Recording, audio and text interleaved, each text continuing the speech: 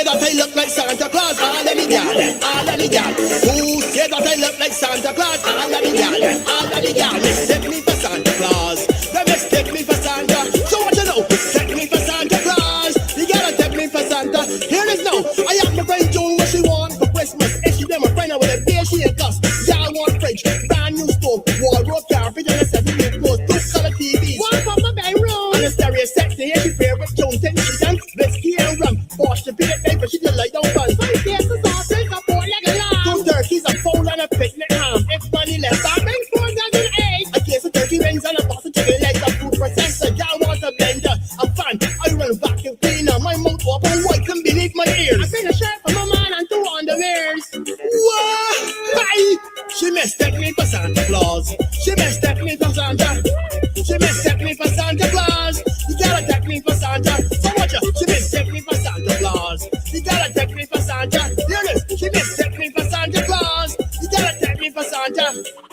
Get on my bicycle. Start to pedal. All I'm out there. You know I have my head to pop. So let's pop up with this chicken Judy. It's Christmas at real bang for me. Oh Lord, you can trouble when you want no book or somebody to tell you that they bring you lost on. You always cry. Then she think she had a scrap. You know me, I can't want nah, man. That's a washing machine, microwave and toaster. Video perfume and CD player. Living room speak and a next say. I ain't got too much cash. I ain't right to check. Alright, shut your eyes, go back right from 10. I go right to big chat and surprise you then. I'll shut and she gon' take 5, 4, 3, 2, 1. When she open, she eyeball long time I done gone. What? She mistake me for Santa Claus. She mistake me for Santa.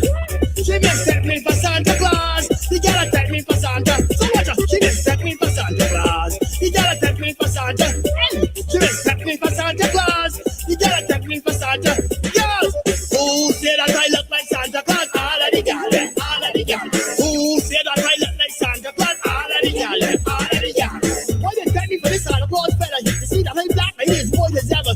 Big and fat, long beard, up on he chin. I'm tall, good looking, handsome and slim. He's probably more full than from Barbados. Still they mistaking me for this Father Christmas. No, Sharon asked me for a Christmas gift. When he asked what she wants, she taking out a long list. One night, the year set, gold ring and bracelet. When she heard that my mother did born a puppet, she want Christmas tree. Then take it from me. So go Puerto Rico, we're spending money. All cruise for 2. I say alright then, but she ain't want me come. She want bring she boyfriend and want me there for she selling her phone. I tell she ain't back, she tell me get a bank loan. Why? She mistake me for Santa Claus. She mistake me for Santa.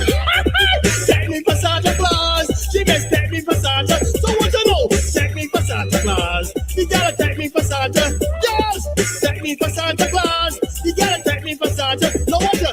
I am a best living one at the phone ring. Hard and jam me out of my skin. I ask for a sexy voice on the line. Eric, how you doing? I say that I find. You know who it is? I ain't got a clue. It's Gloria. Gloria, Gloria who? Gloria, you make proper. Oh yeah, and I give you my phone number. So you buy my Christmas gift already? Thanks, brown girl, not really. I know things time. You got that right. But I want a black dress to wear for you tonight. A pair of gold shoes, she want to hear too. Go again and watch her earrings too. I said, hold on a minute, my phone just beat. And then y'all plug my phone and went back to sleep. She mistake me for Santa Claus. The girl take me for Santa. Oh gosh, take me for Santa. Boys, take me for Santa Claus. The girl take me for Santa. Here it is. She mistake me for Santa Claus. The girl take me for Santa. All of the girls take me for Santa Claus. They must take me for Santa. They must take me for Santa. When these spelling was young, all brave forefathers saw the sea from which our pride is grown. In pride that makes no one compose of what is every soul. That rise our hearts from coast to coast, the pride of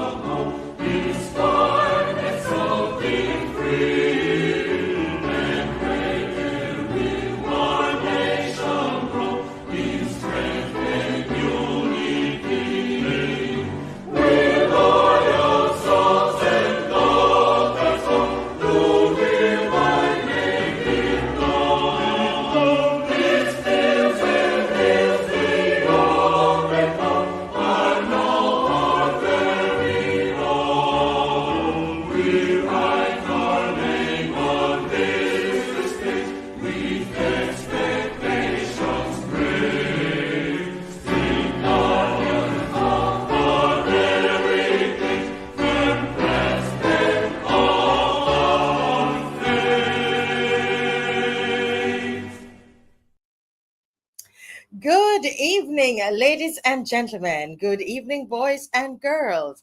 This is the Marcia Week Show, and we are coming to you live from Barbados.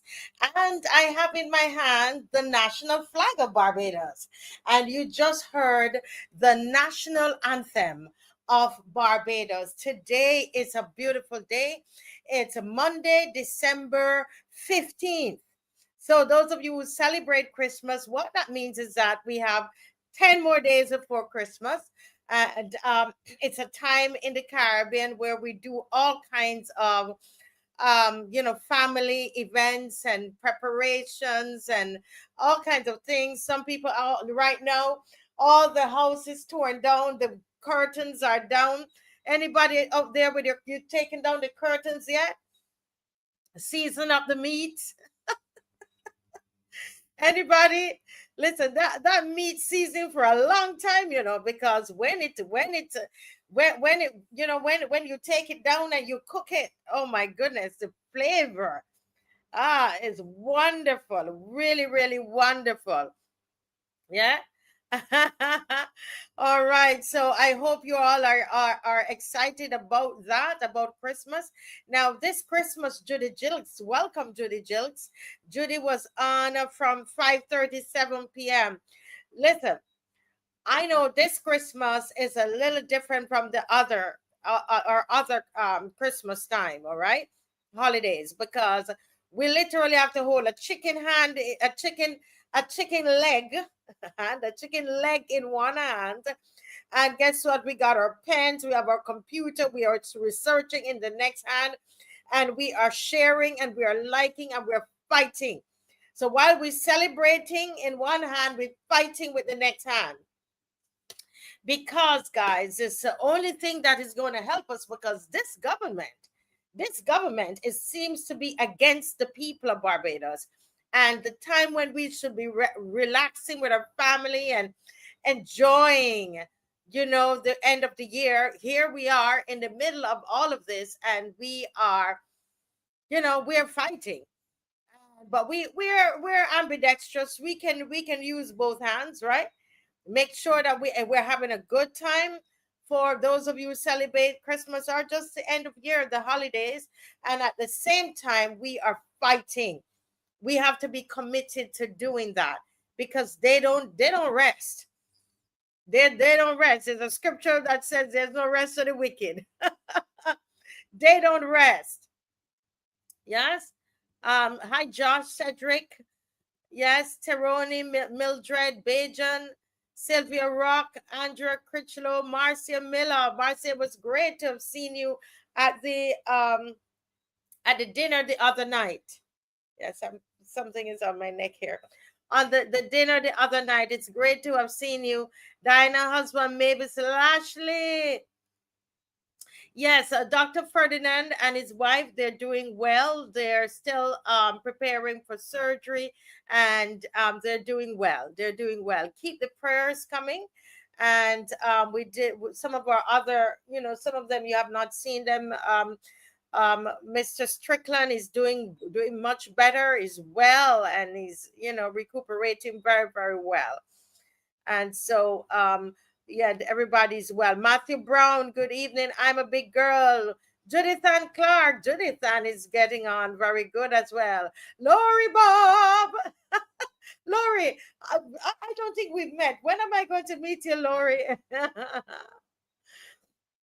Hi, Beverly. Shirley, you're back in the cold, Shirley. Machio, CG. Oh, wow, CG, you looked lovely the other night. Great to have seen you. And the other family member. I'll do it like that. Oh, wonderful. Hasbra. I am a big girl. I greeted you already. Kim Tay, how are you? Born again. Sandra Bruce, born again. I feel like I haven't seen you in a little time. Born again. Queen D46. Yeah. Yeah, people telling me that they put up the curtains already. Hey, John Clark, I haven't put up any curtains yet. You know, this thing have me studying and researching so much for you each night, you know. But you know, we're gonna definitely, you know, definitely get that feeling going on in the home. Andrea Moore, how are you? Cammy. Yes. Shirley's saying it's very cold there. It's cold where you are. Ah, girl, you couldn't leave the house and we had all our windows and doors open. Yes. Yes. Cameron Harding, good night. Good night, Angela. Angela Knight, good night. Good night. The last time when Dale Rowe had his Christmas party, I remember Angela Knight was there, and we're waiting to get information from Dale. I think Dale wants to do another toy drive, and once he's doing the toy drive, I know that Davis promised, once all is well, that we're going to go and support Dale. So we enjoyed that so much the last time, and I will let you all know if we're going to be there Christmas morning. Patrick Johnson, good night. How you doing? Wonderful, wonderful, wonderful. Everybody is in tonight, and we are liking and sharing. What a night we had last night. What a night. What are your thoughts about last night before we even move on? Before we even move on, we're going to go into chapter 4. Let's take 2 minutes and talk and just review last night. Last night's show, you know, I thought was very, very power packed. Very, very power packed last night. Anybody, any thoughts? Write in the comment section of anything that stood out to you more, you know, more than normal. You know, anything, anybody?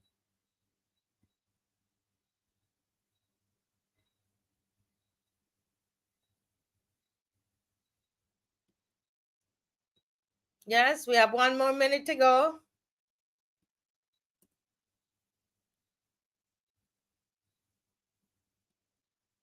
One minute to go.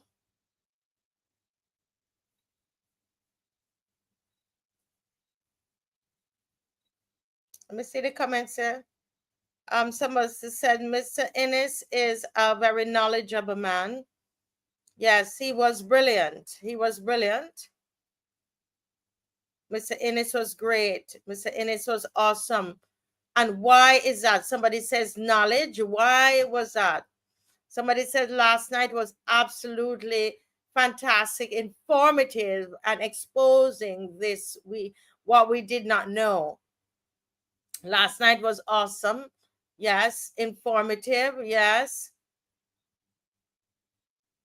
Last night was a bomb. Donville was excellent. Yes. And I think the views are up to 8K today. Somebody checked.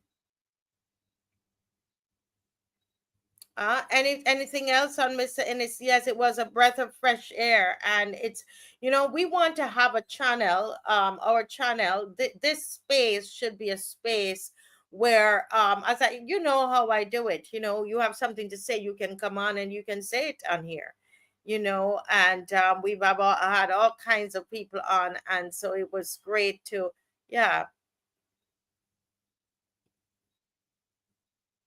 Yes, yes, it was a lot of information was given. I agree. And some of those I've continued to study. That's why I didn't get to tear down my house yet and take down the curtains, because I love to learn. So I'm sitting researching.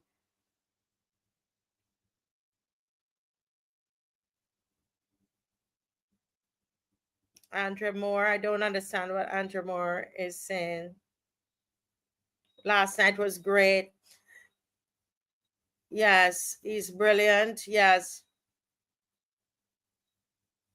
Yes, a powerful presentation. Yes, yes. What I want to suggest to you, you think it was so powerful.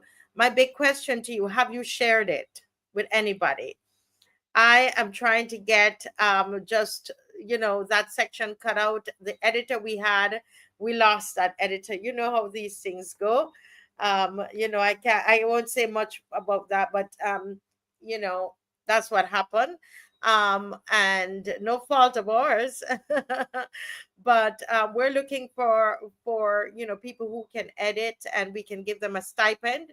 If you can edit and you be committed to editing for us, going in and cutting out the show in a smaller unit so that it can, say for example, the section with Mr. Ennis, we would want to be able to cut that out and put it up, yeah. So we want to be able to do that. Yeah. Mr. Ennis shared a wealth of information. I totally enjoyed listening to Mr. Ennis. He's a real politician, no mock one that didn't know the laws of Barbados.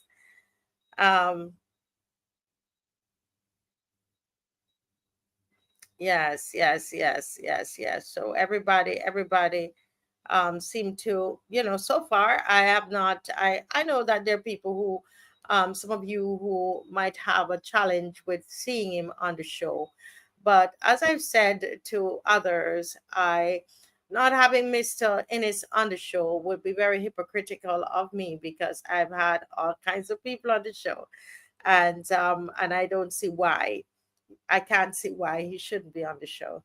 And I'm happy that majority of you are really, really appreciative of him being on the show and the wealth of information that he was able to share, and in such to articulate it in such a brilliant manner. Well, that's going to lead me into chapter 4, Animal Farm. How many of you watched research or read Animal Farm chapter 4? I know some of you read the entire book already. How many of you? Listen, this one is very, very exciting. This chapter is very exciting. And if Dave could get ready, Dave, if you could get ready for us the actual video.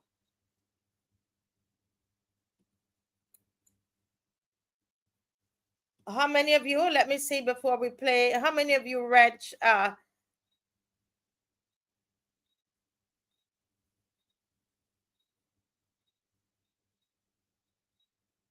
yeah, nobody read Animal Farm chapter 4 today? What happened to the students? Where are the students? No student. If the student stopped, you got caught up in what Danville was saying, and you forgot to read Animal Farm.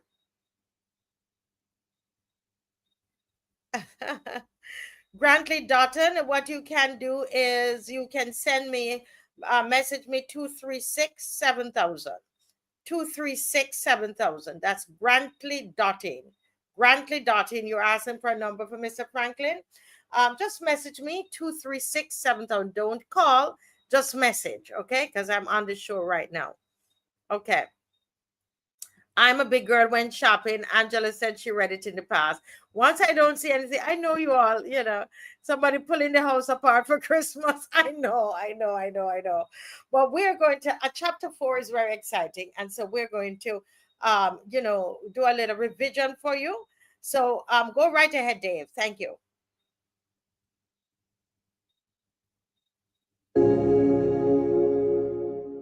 In Chapter 4, Napoleon and Snowball spread word of the rebellion to other farms, teaching others the song, Beasts of England. Now, Mr. Jones tells his side of the story at a village pub. Other farmers, Mr. Frederick and Mr. Pilkington, they ignore Mr. Jones. But they're also interested in taking advantage of the situation, and they worry about potential rebellions on their own farms. They start to think about this, and they tell their animals stories of starvation and fighting at the farm. The other animals don't believe the humans' version of events, and smaller rebellions begin to take place all over the countryside. In October, Mr. Jones and others try to retake Animal Farm, and the battle, which becomes legendary, sees Snowball take the lead. He launches wave after wave of attack at the men, luring them there in a trap. Snowball is injured by pellets from Mr. Jones's gun, and a sheep is killed. Heroic boxer knocks out a farm boy, thinking he is dead. The horse is racked by guilt. There, boxer. It's okay. When the battle is said and done and won for the animals, they have all taken part in it except for cowardly Molly hiding in her stall. Now the dead sheep is buried and receives Animal Hero second class, where Snowball and Boxer receive Animal Hero first class for their bravery. Jones's rifle that he dropped is left as a trophy on the flagstaff, and they agree to fire it on the anniversaries of the battle and the rebellion, which become deeply significant in the history of Animal Farm. It's important to note how in Chapter 4, the battle becomes this canon for so much about the spread of the farm's ideals, which parallel those of communist ideals in the 20th century. In a way, the farmers represent the efforts of the United States to stop the spread of Soviet communism through Eastern Europe after World War II. The farmers' real intent comes out at this point, and the animals believe their farm is superior. Without Snowball's strategies, they may have lost to the humans. We also see a conflict of interest between Snowball saying any good human is a dead human during the battle, and Boxer being racked with guilt over thinking he hurt someone. Also, it's worth noting that Molly is representative of this left-behind upper class. She doesn't want to be a part of the rebellion, and she doesn't really have a place in this new society.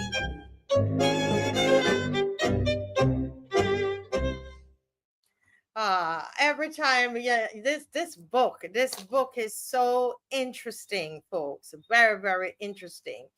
And when we look at chapter 4, and chapter 4 is where they face their first real external threat after the rebellion. So remember, they were working hard. They were, the cows were still giving milk, and the pigs were drinking all the milk, taking all the milk for themselves. Remember chapter 3, all the apples were being eaten by the pigs. The pigs were basically carrying on a lot of the human characteristics, even though part of their 7 rules is that no, they don't want anything to do with humans. But the pigs who made the rules were breaking the rules. Now tonight, what I want us to look at, though, is what the animals did right.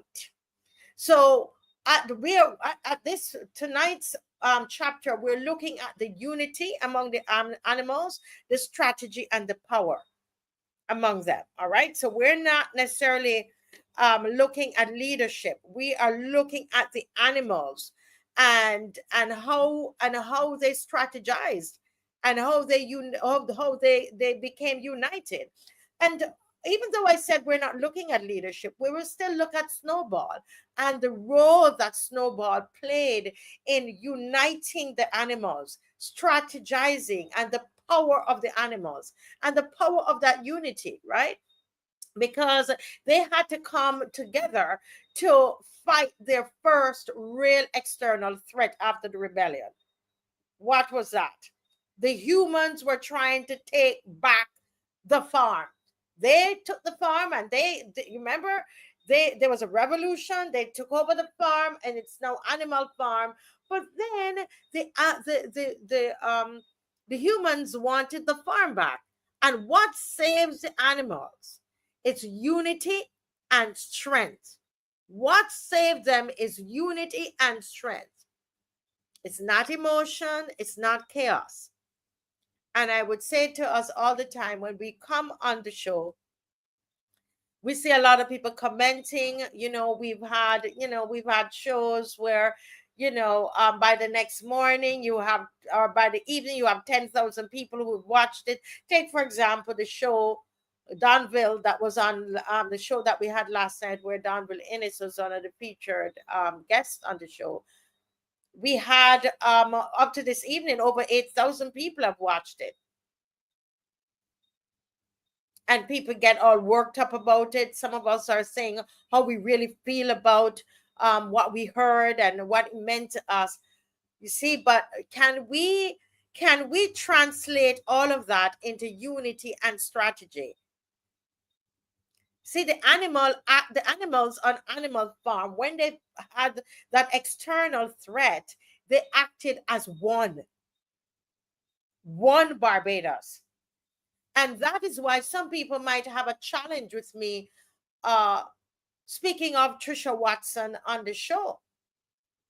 And speaking of Trisha Watson and Mr. Thorne, and they're wondering what happened to her. And then I go and I read something from David Davison, who, had put out a not so nice post about me a couple months ago. And then I talk about some of the good things that Stephanie Chase is doing on Trump Chase Files, right? And from time to time, there'll be ministers that I praise, Abrams, sometimes not Abrams, oh Lord, no. Kirk Humphrey. I know I've sent people to him and he's taken care of some people he didn't. And I would say things like that, and people say, don't praise them. Or we have the senator who was fired, and she's still a member of the BLP as far as I know.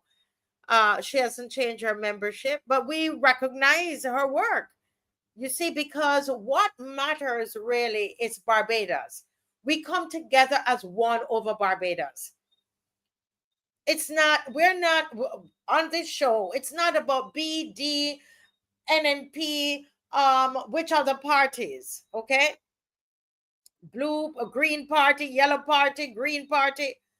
It's about Barbados. We act as one about Barbados. We have senators on here who are former BLP senators, former BLP MPs, Glenn Murray, and you have Mr. Gill, and then you have Maxine McLean, who former DLP senator. We used to have Lynette Eastman, the head of her party, a different party. Okay, so we had Caswell Franklin, leader of a union. Folks, it's really the power comes about. The real change happens when we act as one. We act as one.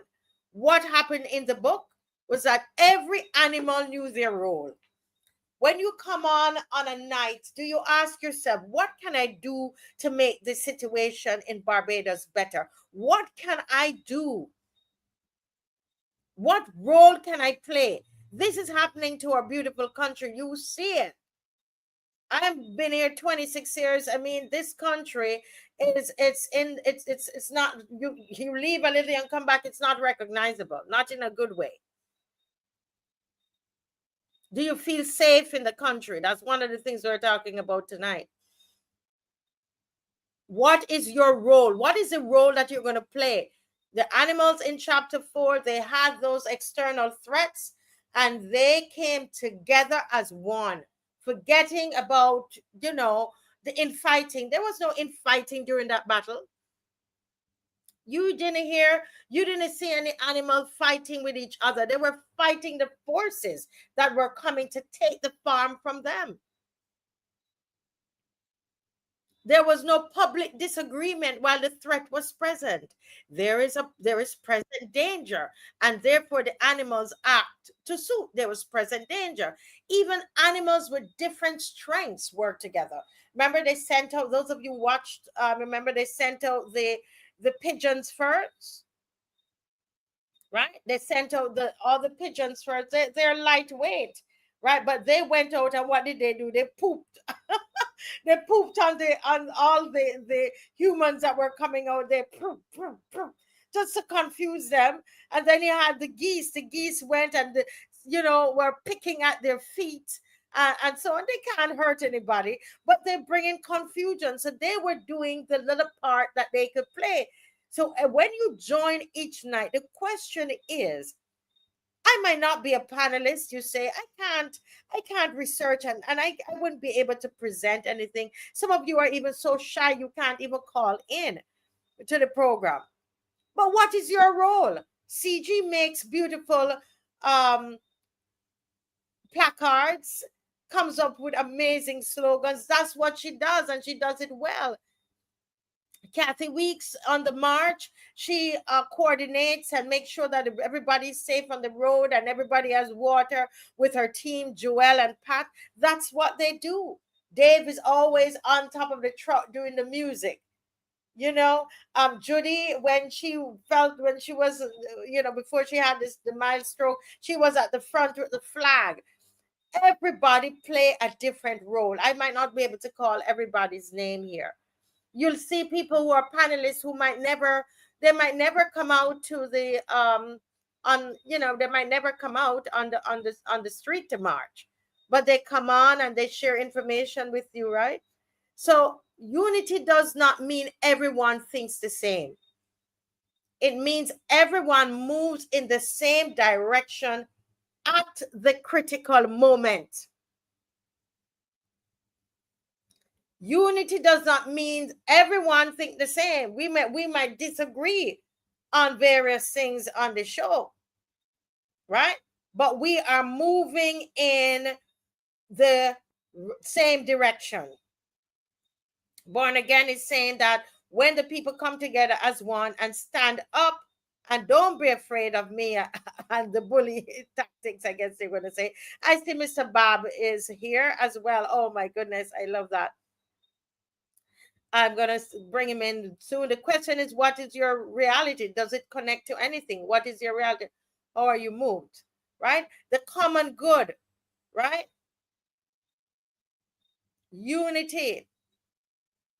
Yes, we give credit where the credit is due. We find a common purpose. And that is what I have said. Let me bring in Mr. Bob here. Hi, Good night, Mr. good Bob. night, good night, good night, good night, Marcia.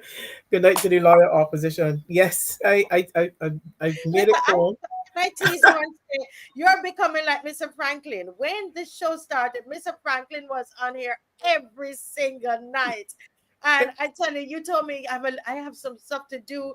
I'm not sure I can come on. And I hear, Yes, yeah, I don't want to miss the analysis of Animal Farm. I would give way yes, to the others who come in later, yes, so that but they go can right have me. ahead. I was listening to you were good night, Nevis, and you were talking about unity, and I want to reiterate that unity is strength, and because of that unity, it played a very important part in the animals' victory against their powerful opponents. Because humans, as we say, they have their guns, they have their, and all they have were their wits, and they were able to bring everybody played a part in that Yes, victory. yes, I want to show you something as well in that book where disunity caused the defeat as well. Because when you when I read early in the chapter, you realize that there were farmers and there were farmers out there who were against each other. mm-hmm. So therefore, they could not unite as one body to fight the animals. If you read that in the book, so there's an example of how unity wins and how disunity existed at that point in time. Exactly. And Yeah. beautiful, beautiful, because if they had united, if they were united, the farmers, they could have taken over the farm, but they were not united. No. They were not united. And but the animals were united. And Yes. this is and they had a gun. Mr. Jones had a gun, they had And sticks, yes. they're supposed to be able to overpower the animals, right? Yes. Yes. Yes. Yeah, yeah. Angela says unity is empowering. It helps against depression, hopelessness, frustration. All is not lost. And so that's why I say to people, what do we have in common? And Depression, that's why, hopelessness, you know, yeah, beautiful. yeah. Mhm. What I say is this: you're not going to find me use this platform, Mr. Bob, to tear down any opposition voice. It has to be like something really ridiculous. But I'm not going to come and tear down an opposition voice with this platform Yeah, because because we're all because we're all there's one particular focus, and we have many opposition parties who are thinking that they're a particular way, their way is supposed to be the way to do it, but that's not so. If we have if we zero in on the one person or the one entity that is the enemy, instead of focusing on each other, and that is what the enemy want us to do: Mhm. create some infighting, use each other's platform to tear down each other, instead of focusing on what is the focus. Is it not removing this depressive government from power? So why do we spend time as different parties outside of the focusing on the government in part and the nonsense that they're doing, and waste time trying to discredit each other. Let us zero in the one focus that brings us together. Yes, and that's the country. And I want to pause to mention, for example, you remember Ryan, giving him Ryan Gate man, because I call him Yes, that. yes, yes. I did. Am I saying it's Ryan Best? Yes, yes, yes, yeah, Oh yes. my, I've never met him in person, Mr. Bob. I've never met Ryan Best in person, but at the moment, at that time, he was bringing, he was making a point on Facebook with, about the Uber, and we just took the baton from Ryan, Mr. Rangate, and we ran with it, and even did a march on it, and that's the spirit that we want to carry, The really. enemy of my enemy is my friend. Yeah, we got to work together. We have to work Yes. together. Yeah, but And, yes. and the truth of the matter is, it's because it's about Barbados. Yes. Barbados is what we have in common. The Barbados is a people, and so look at former Senator Haynes. She, some people said to me, Marcia, don't big her up like that. I hear that all the time. People said, you need to stop it. No, we will not. We will It is, not. yeah. It is the Go ahead. it is the position. It is the principle that she stood for. Never mind her affiliation. Once there was an issue, she stood on principle. We cannot negate that, and that is the problem with this current government.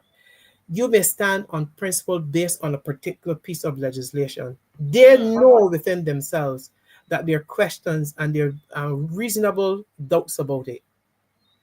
You have professionals talking about it.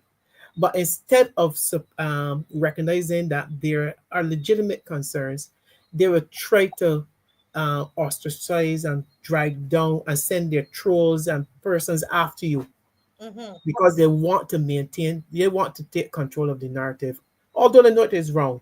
But Mhm. there are persons within that party who don't necessarily agree, and I know they don't necessarily agree with everything that they say. But there are some who are able to stand on principle and and they may not come out and speak against their party.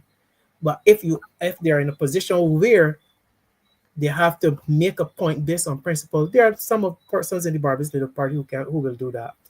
Mhm. Yeah, Yeah. And as somebody says, the third parties attacking each other makes absolutely no sense. it make no No sense. sense. No sense. And so, I mean, guys know there are times when I disagree with Chase Files sometimes, right? Yeah, But when I find things that we can agree on, then I say those things. right. And I will always remember Jonathan Chase and how, I mean, Mr. Bob, I felt like I was carrying this big load on my Mhm, shoulder when I got that call from God to do this, mhm, this march. And I remember when I got that call from God, I literally sat on my floor in my house because I could feel the heaviness of it, and it wasn't a mhm, regular march, so I knew I couldn't, in my mind, I couldn't call on my regular march team, and then I got a call. I heard that Stephanie Chase is promoting mhm, the march, and somebody said, she's promoting your march, tell her to stop. And I'm like, no, no. And then Ryan Best, Mr. Rangate, called me and said, how can we help? And by the next morning, Stephanie Chase called and said, how can we help? And so people say, oh, they're going to take all the glory. No, no. It's Barbados. It's is a about cause. Barbados. Yes, And yes. and we don't agree on everything. As you know, some stuff with Trisha Watson I never agreed with. So I'm not being Mhm, hypocritical. I am being mature. right. I understand that I might not agree with that with all these people on everything. You know, I will never. I can't say I agree with Mr. Thorne on everything, but you're never going to hear me come on here and trash Mr. Thorne, and I will not trash Kimar Stewart on the show either. Mhm, I will have my views about how things are done, but I'm not going to do it, and I'm not going to do it to Shaquani Hunt. So stop telling me to do it. Okay. Folks, we've got to find what we have in common. Come on, maturity, step up. And Yes. that's what the animals are teaching us. And so the question is tonight, Barbados, I mean, we agree that we have problems, Mr. Bob. We have the cybercrime bill that Yes. is still there, you know. Yeah. They are waiting until they get into power again, if they get into power again, to then proclaim it. The cybercrime bill is still there. Yes, Learn. because I glad you made that point, Marcia, because all of these things that we fought against on the road and marched against, that we thought that they had walked back, they are waiting. Because if, and I want persons who are online to understand why it's important to go and vote, because if they are re-elected, God forbid, they are going to decide that they have been given a mandate to do these things, and they are going to press full steam ahead, because right there they have 5 years ahead of them. So we have this. That is why this election is so very, very important. Don't mind they have, they push back the background, they push the renaming of Independence Day, because elections, they're too close onto election, so they're going to pull back. But the minute that we give them mandate, you know what they're going to do. So I hope people are thinking. Yes, yes, and the same thing with this the privatization of the transport board. Yes, We're not hearing anything about it. it's gone very Because quiet.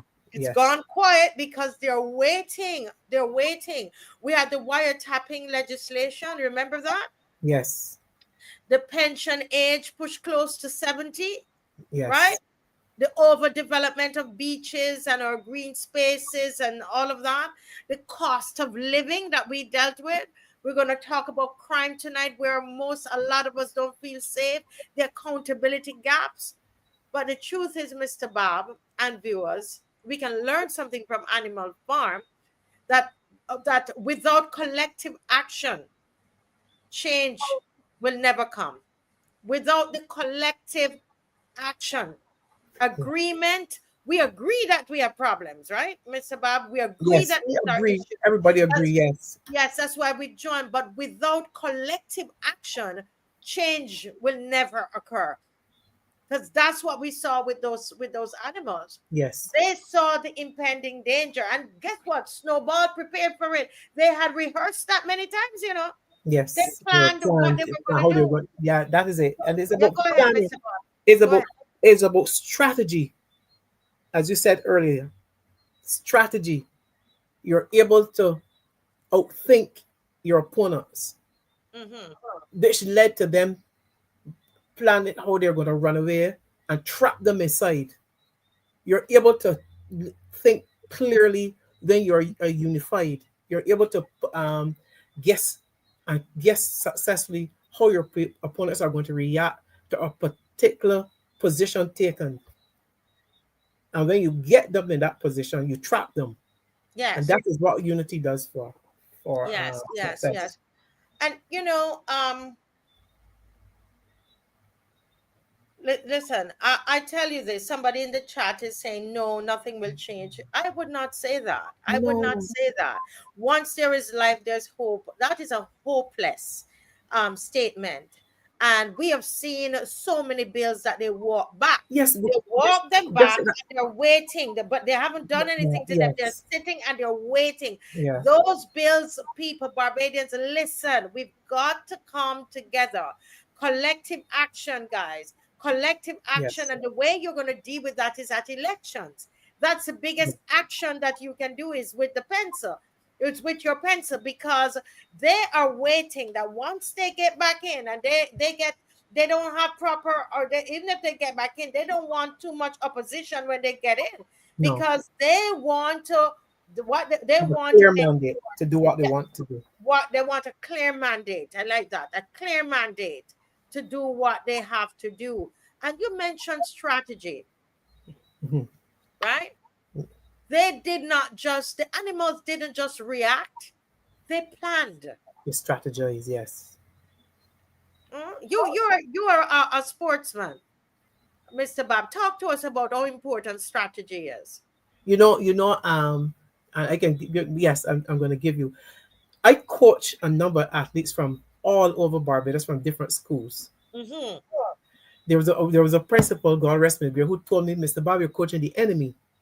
But he did not understand that by coaching those many athletes, I knew how to strategize and to work my team. I know how to where the loopholes were, where I could get maximum points. And it so happened to be in the hurdles, the jumps, and the throws. And those 2 years where we had a good team, I was able to focus by midday on the first day. We were so far ahead. The victory was it was not in doubt. But that was because you were able to strategize how you're going to get, because BSAT is a points competition. As a Yes. coach, you have to strategize how you're going, where you're going to maximize the points, because everybody's going to be fighting for the points on the track. But there are other events where you can pick up maximum points where people don't focus on. Everybody wants to be a 100-meter runner or 200-meter runner or the 4x1. When I got the relays, the decision was already made. So Already made. strategizing is very, very important. If you don't plan, you plan to fail. Yes, yes. And Angela, I like your comment about taking the bills to God. But you know what? It's more than that though. And so that is one of the one of the thoughts processes out there. But that alone is not going to do it. Taking the bills to God is good. And but that alone, when we went to we can have this show tonight because we got up, we saved money, we strategized and went to Washington. We took a plane. Were we praying and fasting while they were at Washington? I know I was praying. I was at the beach praying. So it's a combination, and I Yes. have to correct this kind of thinking. Prayer Very and important. works. Yes. Prayer faith and works. works. We're not just going to take any bills to God and leave it. That's not it. That's not it. You've got to work. Work is important. So let's look at some of the strategies of the animals. What they did. Snowball, what he did, he studied past battles, right? Yes. Because remember, he could read. So he went and he studied past battles. They used the terrain. So you had, remember, they tricked the humans, Yes. and the humans thought that they had overpowered them Yes. because they put the weaker animals first, right? And then as they were coming into the farm, they had traps set up with the bigger animals, the horses and the pigs and the larger animals, and more deadly, the dogs, the larger ones, and more deadly ones then came out from all places. So they set traps and they used timing, right? They didn't rely on brute force alone. They didn't send out the horse first and the pigs first. Yes. They sent out the pigeons to mess on them, Yes. to poop on them, you know, uh, to put jobby on them, right? So they Confuse did them. that to bring confusion. The little geese biting at their feet, and they're like, want to kick them away, like get away from me. Where you send out this little, but they had a strategy. And so the key lesson is that power does not only belong to those with weapons; it Yes. belongs to those with strategy. And You in see? this case, power in this upcoming election, power will not only belong to those who have the most money. Let us put it like that. Keep talking about that. I love that. Can you expound on that? Is it there? Because when we look around and we see how much money is being floated around in certain campaigns, political parties and candidates might feel, I cannot fight this. I cannot fight this. But if you can't spend money, you spend time in the constituencies. And you realize that that kind of approach is something more powerful than the weapon called money in a Money, because you campaign. see the money makes you feel powerful, Yes. but go out and connect with the people. And the same thing for us. I mean, the lawyer that we had in we got that lawyer for free, but they were paying, it's been alleged, over 200 and something thousand US dollars for Mhm. their lawyer. Oh my goodness, we're glad we didn't know that before. We would have probably trembled so hard. Yes, yes. We were actually going without a lawyer. We did not have a lawyer. Hmm. And it's, we contacted some people and they said, listen, we will sit there with you because you really do need a lawyer, but we didn't have a lawyer, to go to Washington. So sometimes we're looking at the power, right, that these people have. Look at the weapons, I'm saying. Hmm. But the victory belongs to those with strategy. Strategy. Okay. But the parallel for Barbados, are we reading the bills before they pass? This is why we must thank God for Mr. Thorne. Oh God. Hmm. We must thank God, because some of that language in the bill, oh goodness, it's so hard to understand some of Um, the language in the bills and so on. We thank God for Trisha Watson, who read this bill. You see yes. what I'm saying? And now we have all of these economists who are now speaking on it. Don Marshall, and all the names and Yes. Jeremy everybody. Stevens, and Huh? yes. Who are they? Jeremy Stevens is one as well. Jeremy Stevens speaking Yeah. on it, and that people from the influencers are picking it up.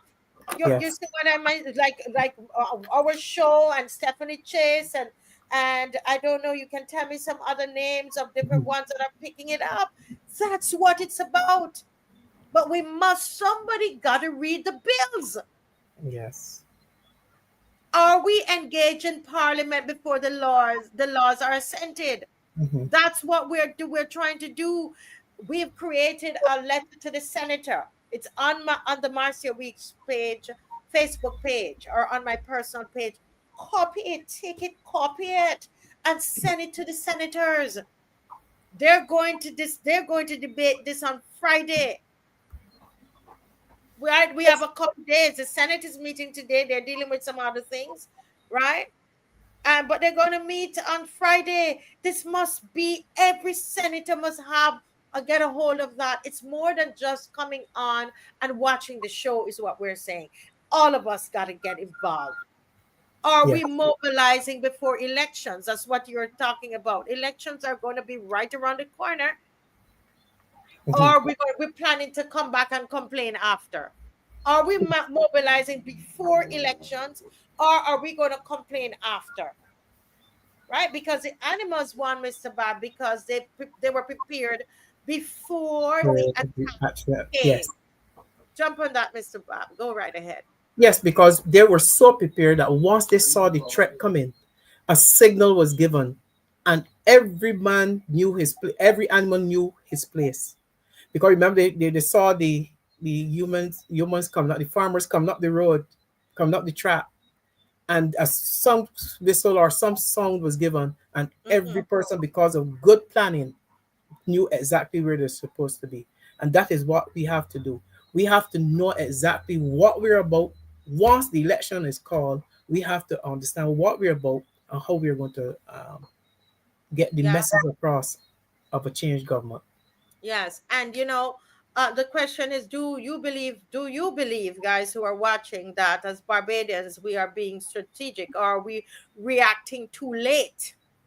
Are we reacting too late after decisions are already made? Are we reacting too late after decisions are already made? That's the question there, folks. Mm-hmm. Yeah. And we have another yes, this is a letter here to the senators, that you can take it, you can put Mhm. it on your own letterhead, you can do what you want, you can add, you can take away. The point is this, that this is something, a tool that you have, and everybody has to get involved. Can you imagine if this is sent to them thousands and thousands of times? Yes. Yeah, I important. posted I posted on I posted on Facebook, and one person who tends to respond in defense of the government no matter what, and how stupid the laws are, but there's always the defense. Oh, there are only 70 something responses. I remember when that same person they said about this show, they are the same 24 people watching the show at night. Last night we had four. We had not only 24, we had over 1,400 people. 24. Wow. Yes, Anyway, you know, in chapter 4 of Animal Farm, the animals fought, right? The yeah, animals themselves fought.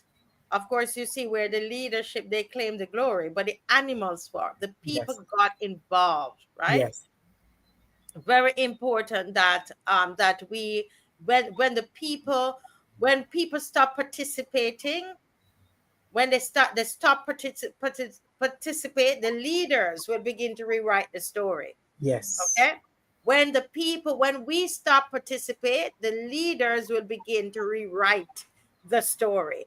We've got to get involved, right? Very, very important. And I know I'm looking at the time. yes.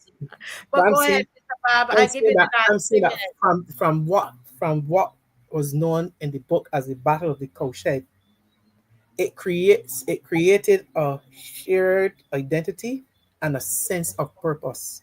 Mm, Nationalism and identifying and identity were featured among the animals. So that is what unity and what this chapter 4, one of the things that this chapter 4 brings to the fore: nationalism and identity. yeah. Yeah. Yes.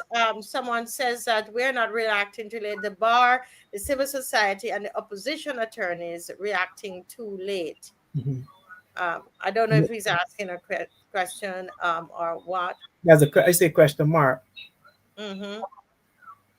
He wants to eat, and he's asking if the bar and those other groupings are reacting late to what has happened, Yes. because before this big response by these economists and other persons, uh, we found that there was a definite silence to some of the legislation and decisions taken by this government by persons who were otherwise very vocal Mm-hmm. on the previous administration. And it was very concerning. I know people are Yes. concerned. Yeah, people were dependent on certain voices to be heard in their defense in the absence of an opposition in parliament. People were waiting to hear how the various print media responded, and there were concerns today that there were lots of negative comments about attributed to the press conference by the Prime Minister on a particular page of one of the print media, and that was taken down for some time because there were hundreds of comments that were not in favor, and it drove home the fact that the media has been compromised, and instead of being the watchdogs of our people in the absence of a big opposition, that they are now in bed with the government, and a lot of people are keeping quiet. Ordinary people are keeping quiet because those persons and those organizations who they expect to defend democracy are not doing that. Yes, yes, yes, yes, yes, yes. Somebody said, well said, Mr. Bob. Well, thank you so much, Mr. Bob, for joining us for this segment. I really appreciate it. Although I know you have so many things to do, but you've joined. And I thank you so much. I Yes, see Miss McLean waiting there, and also Mr. Murray, because I yes. changed the schedule. I don't know if Mr. Murray had got his WhatsApp message, because Miss McLean told me she might be a bit late, but she came on in good time. So, but Good tag team. Good tag team. we will tag team together as we normally do. All right. But thank you so much, Mr. Bob. I I have a appreciate it. good night. I will continue to follow. Okay. Yes, thank you. God All right. bless you. Yes, wonderful. Well, folks, that was Animal Farm, and right now we have Mr. Murray is with us and Miss McLean, and we have to decide who is going first now. And who is ready? So let me see a show of hands. Who's ready to come in? Let me know who's ready. If you're both ready, we come in and we, as we normally do. In the Mr. Murray, are you ready? Yes, can't hear you. Okay. Good night, Mr. Murray. Good night. Can you hear me now? Yes, we're hearing you. Good. Oh, thank God. Thank God. Let's test Miss McLean. Good night, Miss McLean. Hi, good evening. Can you hear me? Good evening. Yes, we can hear you. We can hear you. I anticipated that you were going to be probably a little late, so I started another segment. I'd say a couple of minutes. I was on about 10 minutes after about 7:40. So it's okay. 7:40. Okay. So we're going to go with once Miss McLean is ready, Mr. Murray, we will just go. Yeah, we will go with Miss McLean. And I know she has a lot on her mind this evening. We're so happy to have you. We feel like we haven't had you on here for a little bit. So it's good to see you tonight. So the floor is yours. Well, good evening again.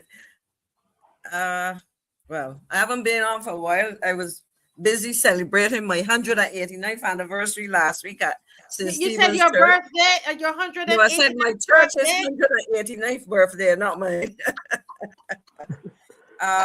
So there's been a lot happening, and I was listening to your exchanges with Alvin, of course, Alvin, whichever way you want to pronounce it. And I listened to that within the context of all that we're seeing now and hearing, because I must say that I also enjoyed very much listening to my colleague, my neighbor, my good friend, Don Villinis. Everybody knows that his background as an entrepreneur in international business and as a minister responsible for international business, he obviously understands. It sent me, Marcia, to listen to the Prime Minister, because I think that issue is one that has to be fleshed out on so many levels.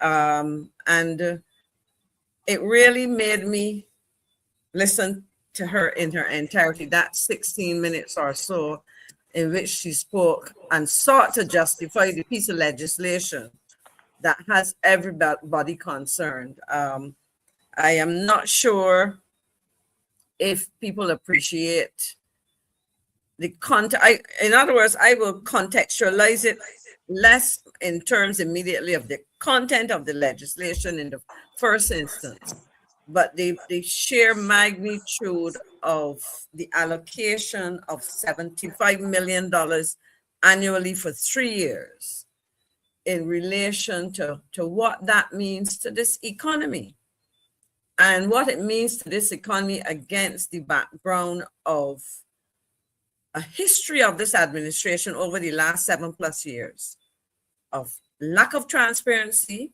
Donville used the word last night, opaqueness, a lack of good governance, and so on. The government did not have any qualms about wasting $60 million on hope. That has been dissected over and over again. And you're saying to me, and in fact, I wrote down the words of the Prime Minister, because she was saying that she asked the question, how do we remain competitive? And she said that she is offering a smart, loyal, lawful, transparent alternative in this I call it ADG fund, this whole arrangement to support. She said no investment or support would be given to any foreign company. But Prime Minister Motley, I put this to you and to your ministers of business and industry, because there are two of them. What is the evidence that we can trust anything this administration says about transparency when we have seen wastage in housing, we have seen silence in this area of agriculture? And I want to further contextualize this by letting Barbadians know that $75 million a year is no small change. And I'll give you an example of why I say that. And Glenn can relate to this as a former minister. I went to the estimates for this financial year, 25-26. And the question is this is the question I want to pose. How does the annual allocation of 75 million to this fund, this Economic Diversification and Growth Fund, compare with funds allocated to a cross-section of ministries? I'm going to only use 3 because I want to hear Glenn, if Glenn is talking about this or something else. Because when we talk about crime, Marcia, we got to ask ourselves, is this thing bordering on the criminal? But I will start with a ministry. You mentioned Kurt Humphrey interestingly tonight, and perhaps I have well, he was a student of mine. Let me put it that way. I taught him at UE, and so I am familiar with him and his intelligence and whatever, and therefore I am concerned when I hear silence and so on. I have to listen to him on this matter.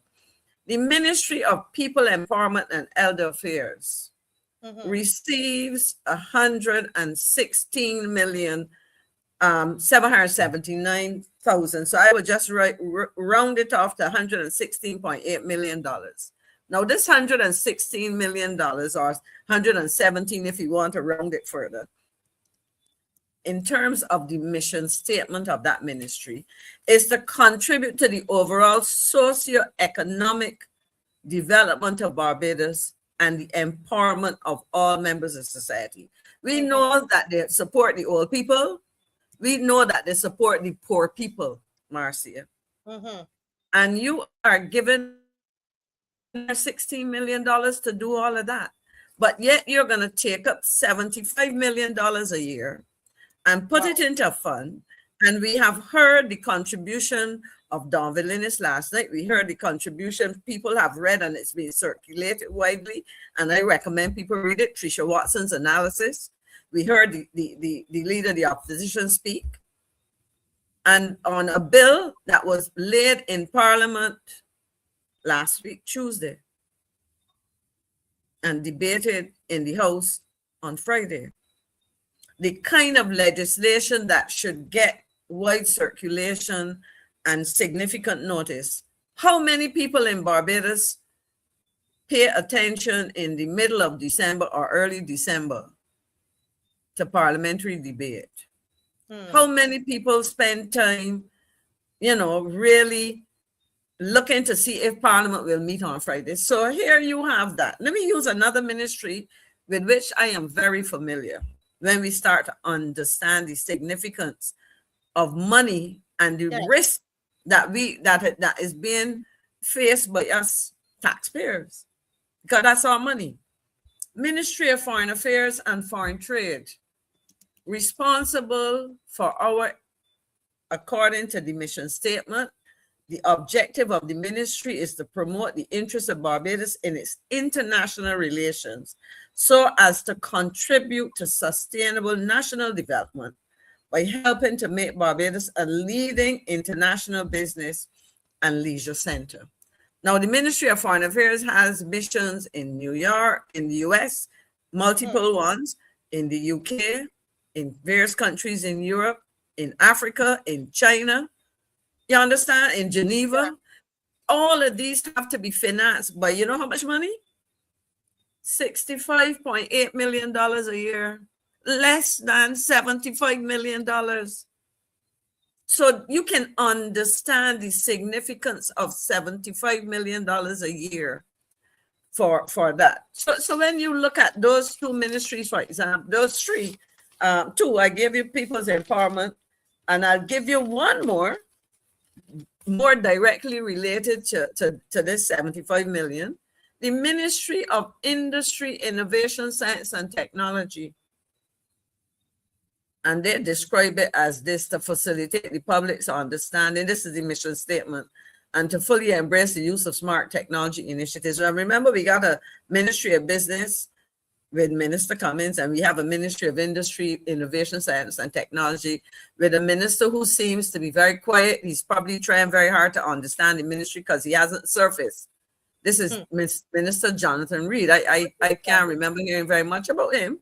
But that ministry, which is supposed to address innovation, we talk a lot about STEM and so on, industry, because if we talk about tourism, we need to balance it with another sector or sectors. And that ministry only gets about $69.2 million in the current estimates. So I ask myself, what is it that they are doing now? Having contextualized that, let me very quickly go, because I'm gonna pause so at least we can hear from Glenn. You know, and under this Ministry of Industry, Innovation, Science and Technology, we have the Barbados Investment and Development Corporation, for example, which is tied up also in well, at least the CEO and I think the current chairman are connected with this legislation in terms of persons charged with oversight of whatever they're doing, because I'm still trying to understand. We have the Barbados National Standards Institute and some new agency, Glenn, that we need to discover what it does, GovTech agency. So we have these agencies getting this money. And the Prime Minister is telling us that in all of this, because when I read the bill, I have some questions. Having listened to the Prime Minister and having recognized or heard how much money they're going to put into it, the bill does not tell me, neither does the Prime Minister in her 16-minute address. And I note that the Prime Minister read the speech, which is very unusual. It suggests to me that she's either not comfortable with the information that she was reading, or somebody said, don't ad-lib or you're going to mess up things. Read this and be disciplined enough to read it. But I'll tell you, she read it, but she did not answer to me exactly what are you seeking to do with this allocation of money, all right? Because you're telling us that this is supposed to diversify, to help this economy grow. And notice she didn't say develop, but that's a philosophical and ideological discussion, which I'm not going to engage in. There's a difference between growth and development. But you want to grow the economy, and hopefully by growing it, we will develop and diversify, bringing along a lot of people, not a handful. But so you're talking and talking for 16 minutes, but I did not hear an example, a concrete example, a very specific example of how this bill or the monies allocated, discussed in this bill, will go. To whom will it go? You know, you say companies that will generate more than 100 jobs, but what kind of companies? Low-tech companies, low-paying jobs. You know, we used to have data entry companies and so on. We also had an Intel years ago where a lot of high technical skills were developed, and those things ended up across different sectors, in fact, across different countries in the world. Because some people were so good that when the company moved out, they carry some of the people, some of the Barbadians with them. So I am listening to the Prime Minister. She says we need to encourage more companies with economic substance, both local and foreign. When substantive economic activity, investment comes, we get jobs. But give me an example. You know, the bill does not get into specifics. That's the nature of legislation. But you are speaking to us as Prime Minister. Give us something to hold on to. You know? So she says, how do we remain competitive? She posed the questions to Barbadians. How do we remain competitive for investment and jobs without violating international tax rules or without risk being blacklisted again? And she drops these things. No investment or support will be given to any foreign company that does not significantly expand employment in Barbados, creating 100 jobs or more. But as I said, what kind of jobs? And what kind of assistance? Are you going to hand them a check? Are you going to give one company $20 million? Are you going to hand over $40 million to a company to help build one of the hotels that seem to be stalled? What are we doing? Because you say that Barbadian companies, local companies with a foreign presence can benefit. What does that foreign presence mean? I was a director of one of the two major conglomerates in Barbados for about 13 years. And, you know, and so she made reference to something, but are you helping? What is it that you're looking to do? Are you providing guarantees Or as I said, are you handing over money? Are you handing over money in large sums or small sums? Well, it can be small sums if you're talking about large companies. She also made another point, and I'm going to pause in a minute.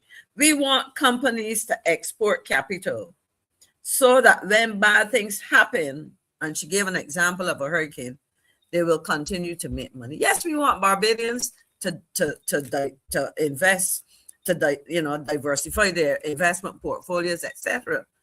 But are you doing that using taxpayers' money, or are you using capital invested by your shareholders? So in essence, when I listen, and I'm gonna wrap up with this comment. When I listened to the Prime Minister, she left me asking more questions than I had before I heard her speak. In essence, she said a lot, but she said little to allay the fears of Barbadians as to what are they seeking to do? How do they guarantee us that at the end of the day, we will not have calamities such as the Hopeless Project, that we do not have projects that start and stop, promises made and not kept, And so the Prime Minister promised this, but well, this is what she said. It wasn't a promise. She said the government must be prepared to be transparent and accountable for the actions it takes. And that is why the bill is drafted this way. And I want to know what that means, because people are concerned with the bill's drafting. And if she figures that that is a level of transparency, Glenn, talk to me. Is that what really are we seeing and hearing? Marcy, hopefully I have added something else to this discussion. Yes, yes, you have. I know that Mr. Murray has a special presentation that he's going to do, and so he will do that but that it quite coincidentally, her presentation also meshes with mine. So I think it's quite, in fact, I was thinking it's quite interesting that you had three former ministers, Don Vallis last night, Mark City tonight, and myself, who are able to give some insights into how government used to function, the standards, etc., that we got better governance to a point where Barbados was at one time celebrated as the best managed Black country in the world. Those days are done. But so I thought Donville did a magnificent job last night. Brought a lot of inside information, open people ideas to how things function or should function, how function, and give some good insights. And I see Martin is going the same way. But when I listen to the Prime Minister and her attempted excuse or attempt to explain away the fiasco that is the bill, you're familiar with Shirley Bassey. The song, I am going to try to say it. The minute you walk through the door, I can tell you were last big spender, Mr. Big Spender.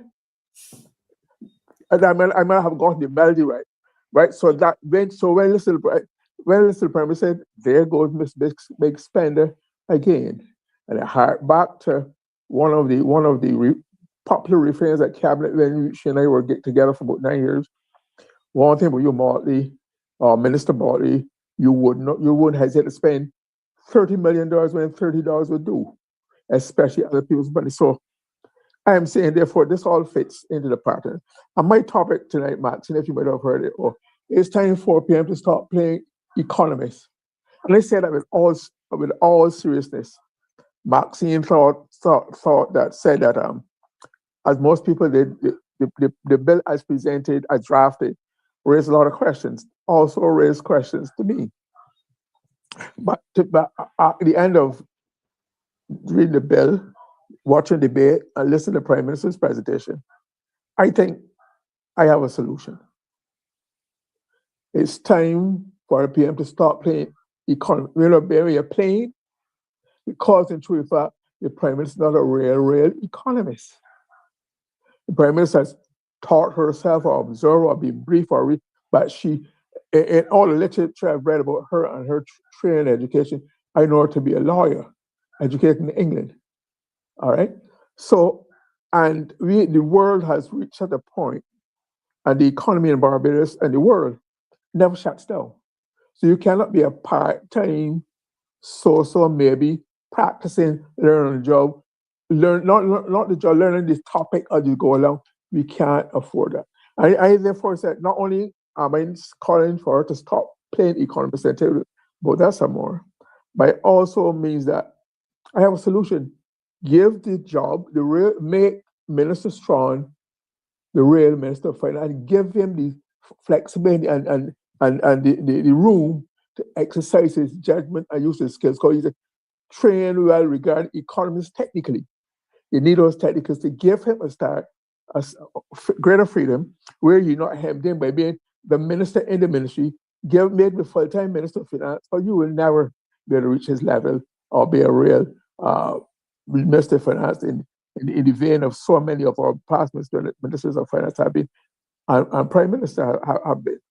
So I think that would change a lot, and we can take it more seriously because, like I said, Mr. Strong, highly educated, well-trained, well-experienced, work in the private sector, etc.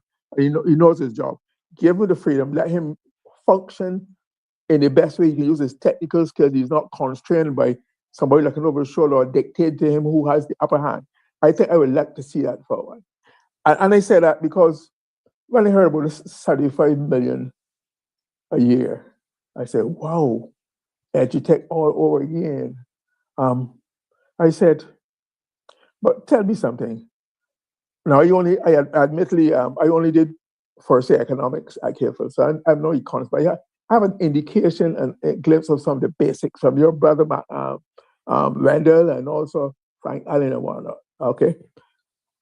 So I'm saying $75 million a year. I say, and as you explain, you'll give it to foreign entities, but given that Barbados has to make foreign exchange abroad, so given that our money is no good anywhere but in Barbados, it means that you'll be spending a foreign exchange, the equivalent, say maybe 38 million US, to pay a foreign entity to bring in foreign exchange. I mean, I know you went to school in August, the last Saturday, every Saturday in August, but I'm trying to figure how you give away money for exchange to make somebody bring it back to, with all the looseness and laxity and things. I just think it's a reaction to a situation we've had in Barbados. So there's been a long call in Barbados for diversification of the economy, and nobody has not really been seriously tackled. So maybe I believe this bill is or was intended or could have been intended to say we are going to a new direction, we're charting new territory by diversifying the economy. All right.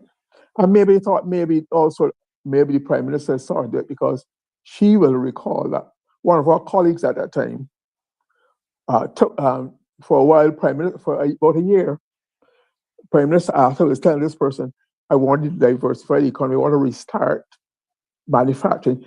Give me 6 industries. Identify, Minister, the 6. I wouldn't embarrass them, this person might call them, but give me 6 ministries, and I will give you all that you need to get. You select them, justify the selection, and you get all the resources. For a year, it never happened. But since then, that minister, that non-performing, non-delivering minister, has been given all kind of titles and jobs and whatnot. He's still in the system. So maybe I don't know if it's an attempt to fill that void that made the Prime Minister go in this mad. This is madness. It really is quite bad, the truth. Because I would think Maxine would know that in government, where no government has all the money it will ever need to do all the things at the same time. So it's always choosing between this and that. When you give one ministry or department something that is at the expense of another, you're depriving others of that money. So making choices, priorities, etc. So when you're going to take $35 million a year, I said, wow. One of the most crying social needs in Barbados, to which not much attention is being given, is housing. Public housing for the working class, even lower middle class. So it's housing. That is a social time bomb that is waiting to take. Now I think if we had $75 million, $75 could do a lot. Could provide land and housing for at least the working class or lower middle class, 75 million can make a lot of difference. Why would you, knowing, unless you're not aware of the real needs of the society, housing, education, health, transport, roads, those are the basics that are crying out for systematic and serious attention. So why would you go in that direction? And I will now go to morph into my substantive presentation. And thanks for the entree and the segue, Maxine. I'm making this proposition about the Prime Minister stop playing economist, because like I said, I worked with her around Capitol for 9 years. And one of her greatest strengths, people admit, is her oratory, her ability to speak well and long on matters, even on matters in which she's not trained, not qualified, other people matters. And I remember even Prime Minister Arthur used to say, and these are not stakes, I'm just trying to let you understand the nature of what the background to why I'm taking this picture. He used to say, Minister Motley, give me a chance, give me a chance to make me my president, or stop interrupt the person. So that is those who do social psychology and psychology and study leadership will tell you that there are certain types of people who become leaders or have the drive to become leaders. In the case of Miss Motley, Prime Minister Motley, she would be described by the textbook as a type A personality who seeks to dominate every step, but there must always be upfront, leading, vocal, aggressive, etc. So that is the context in which I'm trying to show you the insight. And what is happening now, to me, is justifying my. So, like I said before, she's a qualified lawyer. She's never been, as far as I know, formally trained in economics or in it. In fact, I thought today that if the Prime Minister had seriously wanted to become an economist, the time, the years she spent rubbing shoulders and go around Barbados, developing what is the closest thing we ever had in Barbados, a cult of personality in politics. That would have been better spent trying to understand the fundamentals of economics to be able to come on the job and do at least try to do a half decent job, because at least you would have been familiar or trained in the fundamentals, right? Because you can't wing it just like you can't wing it in medicine, or I shouldn't try to wing it in medicine. Economics has its own logic, its own science. It's not a hard science like chemistry and biology, etc. Has its own logic and principles and practice that have been observed and proven and tested over a period of time. And so if you are not doing that, you are missing for that.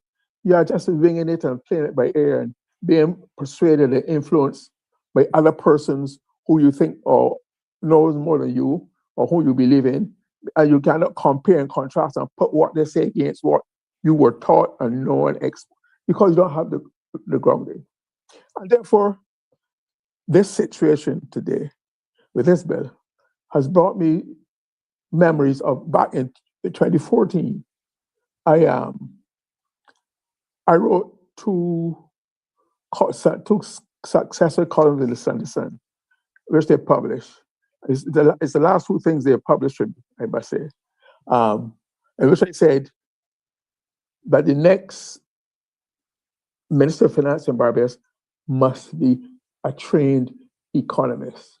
The next Minister of Finance in Barbados must be a trained economist. And that I said that because for two things. One, our best leaders and our best political leaders, Grant Adams, our most successful leaders and effective leaders, Errol Barr, Tom Adams, Erskine Sandiford, Owen Arthur, they're all, Mr. Stewart had some grounding too. And you can tell it from their language, from their thinking, from the way they present, etc. Because you need these guidelines to be able to explain and understand and react to the realities of life in the economy. So I'm saying, when I saw in 2014 that the Prime Minister, that Ms. Motley was more likely to two things. Was likely to become the next Prime Minister or Minister of Finance, which she'd taken up as shadow Minister of Finance, as leading opposition. When they saw that, when they saw what problems Minister Sinclair himself, who was not Chris Sinclair, not an economist, what difficulties we encountered in his management of the economy. And in fact, that same management of the economy used to be heavily and regularly and harshly criticized by now Prime Minister Mottleey when she was leading the opposition. And as fate would have it, it's looks as though she's politically adopted ex-Minister of Finance Sinclair, and has been his patron, etc. from all serves Barbados and is on the World Bank. So I say that we had it because I having been spent some time observing Minister of Finance and Prime Minister Tom Adams, who also had trained in economics, as his personal assistant. I haven't done this same on a wider scale with Prime Minister Arthur for a longer time. And I saw what skills they had to be called upon. That if something happened, they had to have an idea for what likely road to take, who to call, what information, and not have to depend. It's just like Maxine in leadership or management. When certain issues arise, you immediately can start figuring or Marseille as an accountant. When you hear certain things said, it goes back to your training, your experience. You look at certain things, that could affect that. That means that, and you immediately react because that is where you have your foundation. So when I saw how they had to react to economic principles and practice, I said that Barbados cannot risk having the next Minister of Finance not being a trained economist. And we've done that, and it looks as though we are paying the price, because while we, like Maxine, so while we are growing for the IMF and those bodies and the World Bank and those bodies who all are subscribed to, they do not reflect, respect, or contribute anything to democratic socialism that we are accustomed to, we were raised on, we got all development out of. They are the exact opposite. They feel that a democratic socialism, really, the basic tenet of democratic socialism is that the government must be an activist government. We must be prepared, especially to provide for basic social services and good for the working class, the needy, etc. That is the basic principle. On the other hand, the people, what they call the Washington consensus, what they call the neoliberal thinkers, think that say no, just like the IMF, little or no government, put it all in the hands of the private sector. And bit by bit, we are seeing this creeping privatization of Barbados. And when you see, so this is just another step where you're going to be giving, where you're proposed to give these kind of lofty sums to outsiders to help, hopefully to help develop Barbados. And you are talking about being a world-class nation, but I forget the dates now. Everything is world-class here, rather than just being good and excellent. And that will find its own level. I heard somebody about it, they talk about a world-class, or the permanent secretary minister in that transfer talking about Barbados wants to be a world leader in aviation. Well, just do the job and do it very well and be excellent. So we are obsessed with being world-class, and Barbados have been world-class in many things in the past, but even just doing it as a matter of course, like education, right? And those kind of things. So we have got ourselves into a syndrome where we are now willing to offshore our economic development by giving a what should come from the bones and guts of Barbados and the ingenuity, the creativity, the values. We know better what we want than any other on the outside. Rather than doing that, we are seeking to offshore that. Let's say offshore that. I mean, you give away the land. No, you want to give away the industry and give away the funds. Something is wrong. I think the Prime Minister has proven herself to be way out of her depth, way out of her league, and we need corrective action. And like I said, I go back to my original proposition: let Minister Strong become full Minister of Economics. And what was so why I pick on him because of his training, etc. But it was interesting. One of the interesting about debating in Parliament was that there was Minister Strong presented, and I dealt with the technical stuff. My criticism was he should that more put in a more sociological, social context and explain things more to people.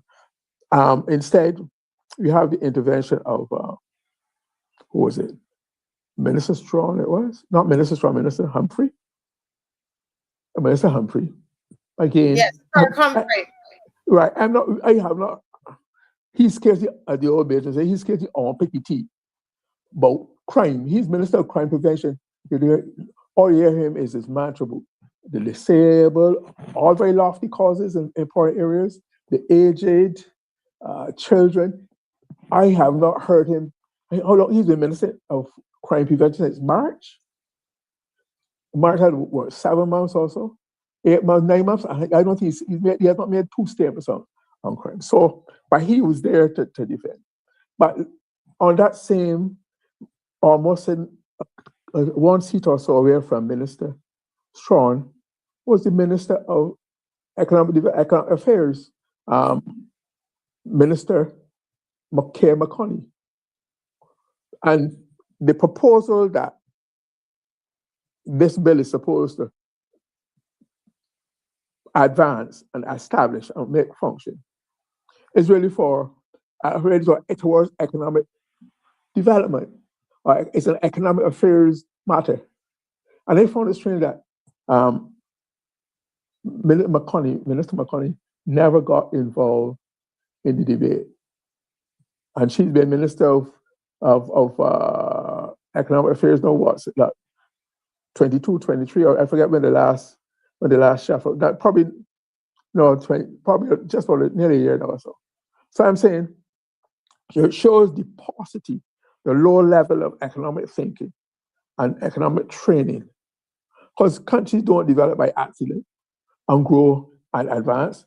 All our previous leaders, and I think part people of my generation, maybe slightly of Maxine's too, was that we had actually grown accustomed to just like we grew accustomed to quote unquote naturally producing good cricketers consistently. We had grown accustomed to producing good leaders and good leadership. We have demonstrated our progress and our advancement, our growth, and the development over the years in all the spheres of life in Barbados.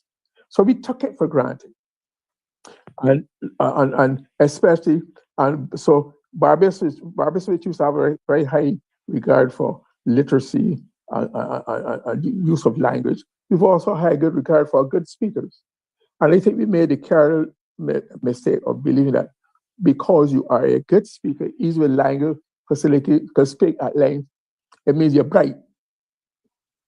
But your brightness is primarily determined, in my view, about the quality of decisions you make, the leadership you advance, based on your training, etc.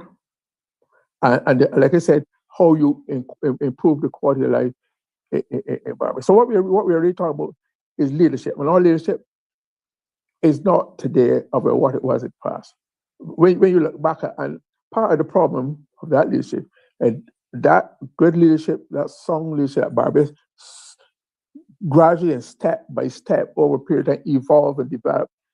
No, we had a quiet revolution of value, but we grew, developed, sort of transformed society. Middle class grew because of this systematic manner in which our previous leaders have done it. And that was so because they were grounded, again, in democratic socialism. We all agree. So it was an established. That's why it used to be said that there's no real difference between the BLP and the DLP. That was because they both subscribe to democratic socialism. That is not a term that you hear coming out of this government. In fact, I doubt they dare say it because that might make them get criticized from abroad. The speedality IMF might work in a different direction or back, right?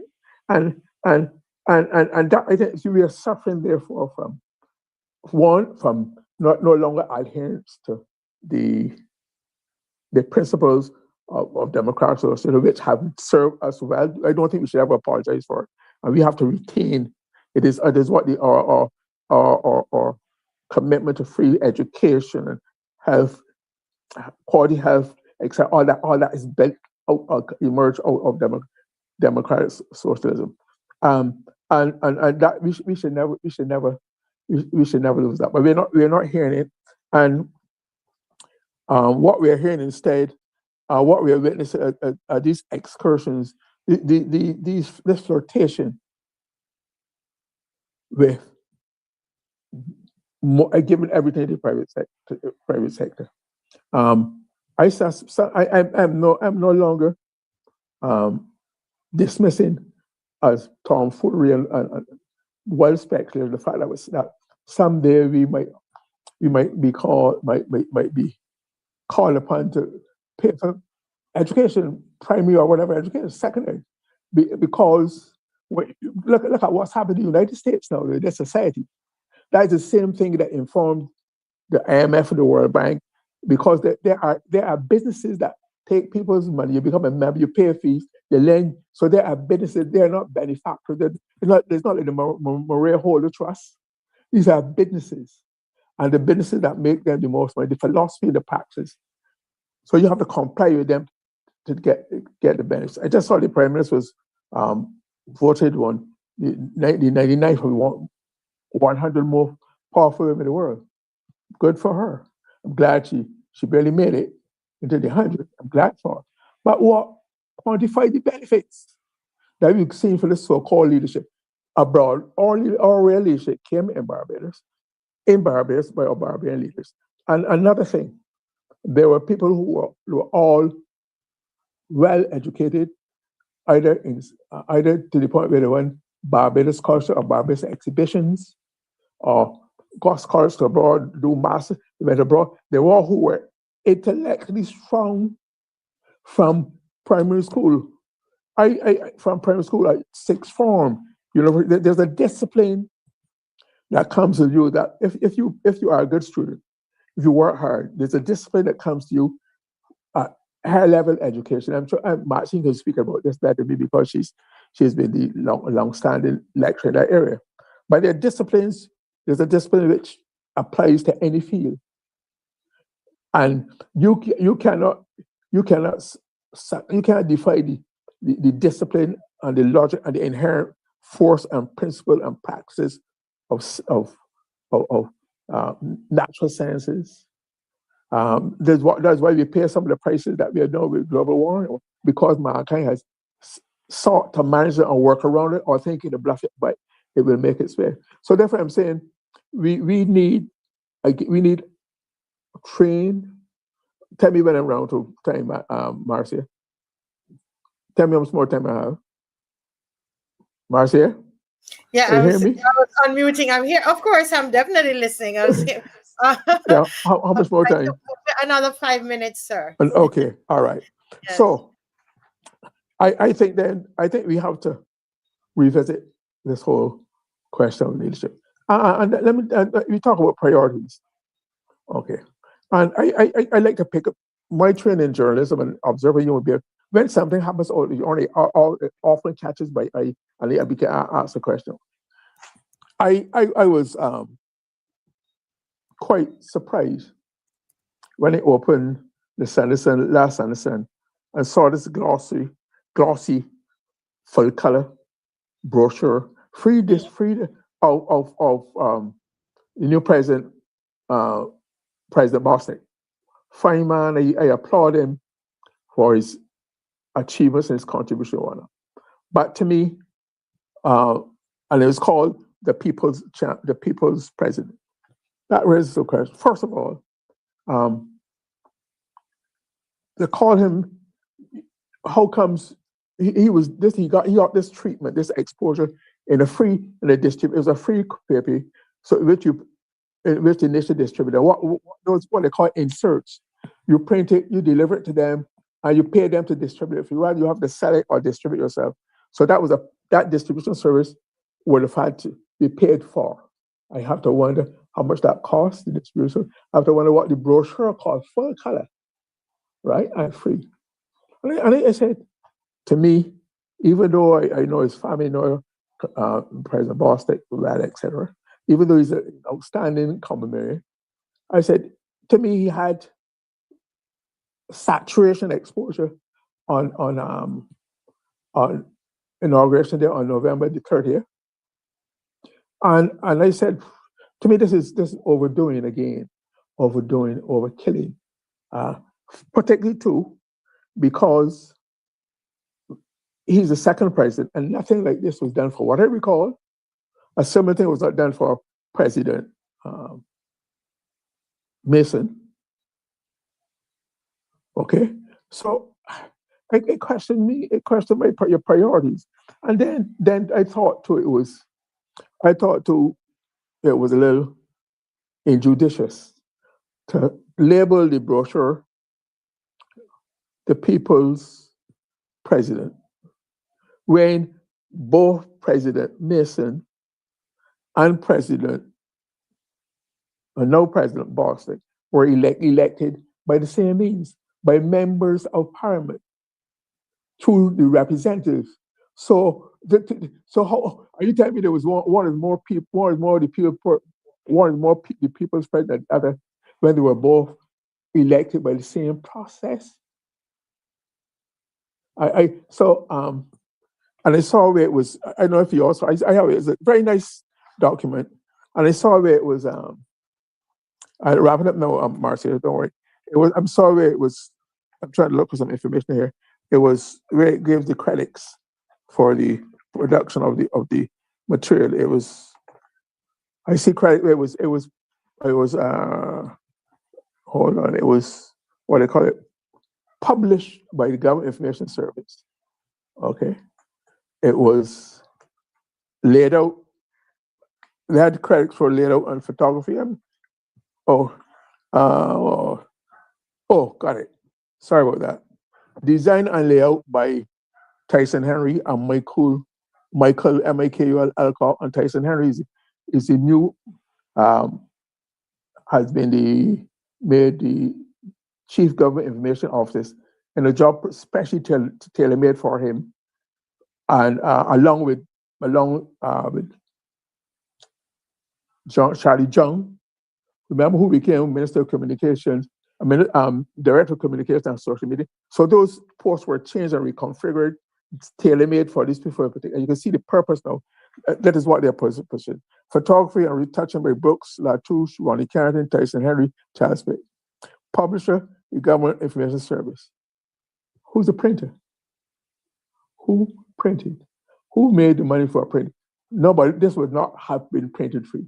So I am saying that we're getting into frivolities, and at that same time losing our focus on the priorities in Barbadian life, including the economy. And I think that this bill has been typical of, I wrap up now, of the quality, the steady deterioration in the quality of administration in Barbados.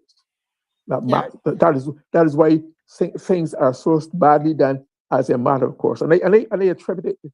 The Prime Ministers want to say when there's a crisis or criticism that we wouldn't always get things right, but as though it's our thing not to get things right. Instead of just seek perfection each time, and if you don't get it right, well, okay, that's instead. But don't give yourself your mistakes. Learn from the mistakes of the last. Don't give yourself. Oh well, it's all right if I don't do it right. We always come back. And I think that has introduced a level of thinking and a level of quality and lack of respect for the highest quality in the whole administration of government. I'm sure Maxine could say something in that regard as we go on. Yeah, well, thank you so much, Mr. Murray, for a great presentation. So did Miss McLean. And somebody said to me, I need to remind the audience of your background, because we take it for granted that everybody who comes on, that they know who you guys are. So Miss McLean, she is a former DLP Minister of Foreign Affairs and a former Senator as well. And Mr. Glenn Murray, former BLP minister and former senator, and also personal assistant to Tom Adams. That's it. Yeah, and so we are, we have some very, very, strong background in government here with us tonight. Yes, Mr. Yeah, Murray? no, when I was in journalism, I used to write on politics and government too for a long time. Quite Yes. controversially too. So journalism yeah. as well. Well, Yeah. guys, we want we have like about 9 more minutes in this this particular segment talking about the bill, and what I want to do at this time before we move over into our report card, and we're going to talk about crime. I just wanted to, Donville Innes said some things last night, Miss McLean. And you know me, I hear numbers and I go now and I start to research. And I realize that we've got to fact check this document here that is on the screen. And I just want to read the first part of it, and we can always jump in. I do have a little PowerPoint, something really short, I think. Short. I'm going to go through it quickly because of time. But I think it's important because sometimes when things are written, we see them in black and white, and you see it's a prime minister, you think that all of it is truth. And so it's important for us to, keep our eyes wide open. So guys, go with me here and let's look at this thing together, viewers. She says here that the Economic Diversification and Growth Fund, this is the Prime Minister's statement that was put out yesterday. Okay. Yes, she's given the rationale and the purpose of the Economic Diversification and Growth Fund bill. And she says that it has been designed and will be implemented with one clear purpose: to protect and grow jobs, enhance foreign and domestic investment, and to grow our economy for all Barbadians in a very uncertain world. She says that a lot has been said publicly about it, much of it highly emotional and in some cases plainly political. We dealt with those criticisms last night. That's what she thinks. I understand why some people may feel uneasy or a bit confused when they hear only the loudest voice. But once we slow down and look at the facts, a clearer and more balanced picture, Dave, if you could come up, emerges. And that's what we want to do tonight. So it might go over a little bit, because I think it's important. I see Mr. Lewis there. He's on to discuss crime with us tonight. Now, important here. Under the previous DLP administration, foreign international business companies were taxed at a rate of 2.5% or less, while local companies were taxed at 25%. So we have to fact check this, all right? So reading this, truthfully, I'm new to all of this. So when I read this first, I thought that this had started under the previous DLP administration, that companies were taxed at 25%. Tonight we are fact checking the Prime Minister MIA Mottley, that 25% where local companies were taxed at 25%, that has been happening for over 30 years, ma'am, under the same Owen Arthur administration that you were part of. So it is not common to the DLP, right? It is not the previous administration. We must fact check this, because the way it was written, one would think, because I went away thinking that until I heard Mr. Innes spoke about it, and then I went and researched. I'm trying to go through quickly. What I also found out, viewers and Mr. Murray and Miss McLean, and you can jump in and we have to do quick comments because of the time, and correct or to add if you want to. Is that Jamaica at this point, Mr. Murray, still tax companies at 25%. In fact, throughout the world, really, it's about 25 to 30%. Okay, you do have some places where you know, like Bahamas and so on, where you know, they do something totally different in those countries, but majority you know, Trinidad is high as well. So it's not what I want to say here is that this was not honest at all. All right, this was not was not honest at all. I don't know if Miss McLean wants to say anything on this. You can jump in. You're muted, Yeah, Miss McLean. I was listening. I was also checking something because you are correct. What the Prime Minister did not tell us was that she was responsible for international business at some point in time. My recollection was she served as, and I checked it here, she served Minister of Economic Affairs and Development from February 2006 to January 2008. I remember there being some issues in relation to some, and I'll go back once you touched on that. So she was responsible for this international business sector in significant measure at some point. And as you correctly pointed out, the tax regimes are not something that happened in just a single administration, the last administration of the Democratic Labour Party. And I think it is unfortunate and disingenuous of the Prime Minister to try to sell these, you know, to tell these half truths or falsehoods generally, because you're trying to create an impression. And I think the struggle she has, and I'll stop in a second, the struggle she has in trying to credibly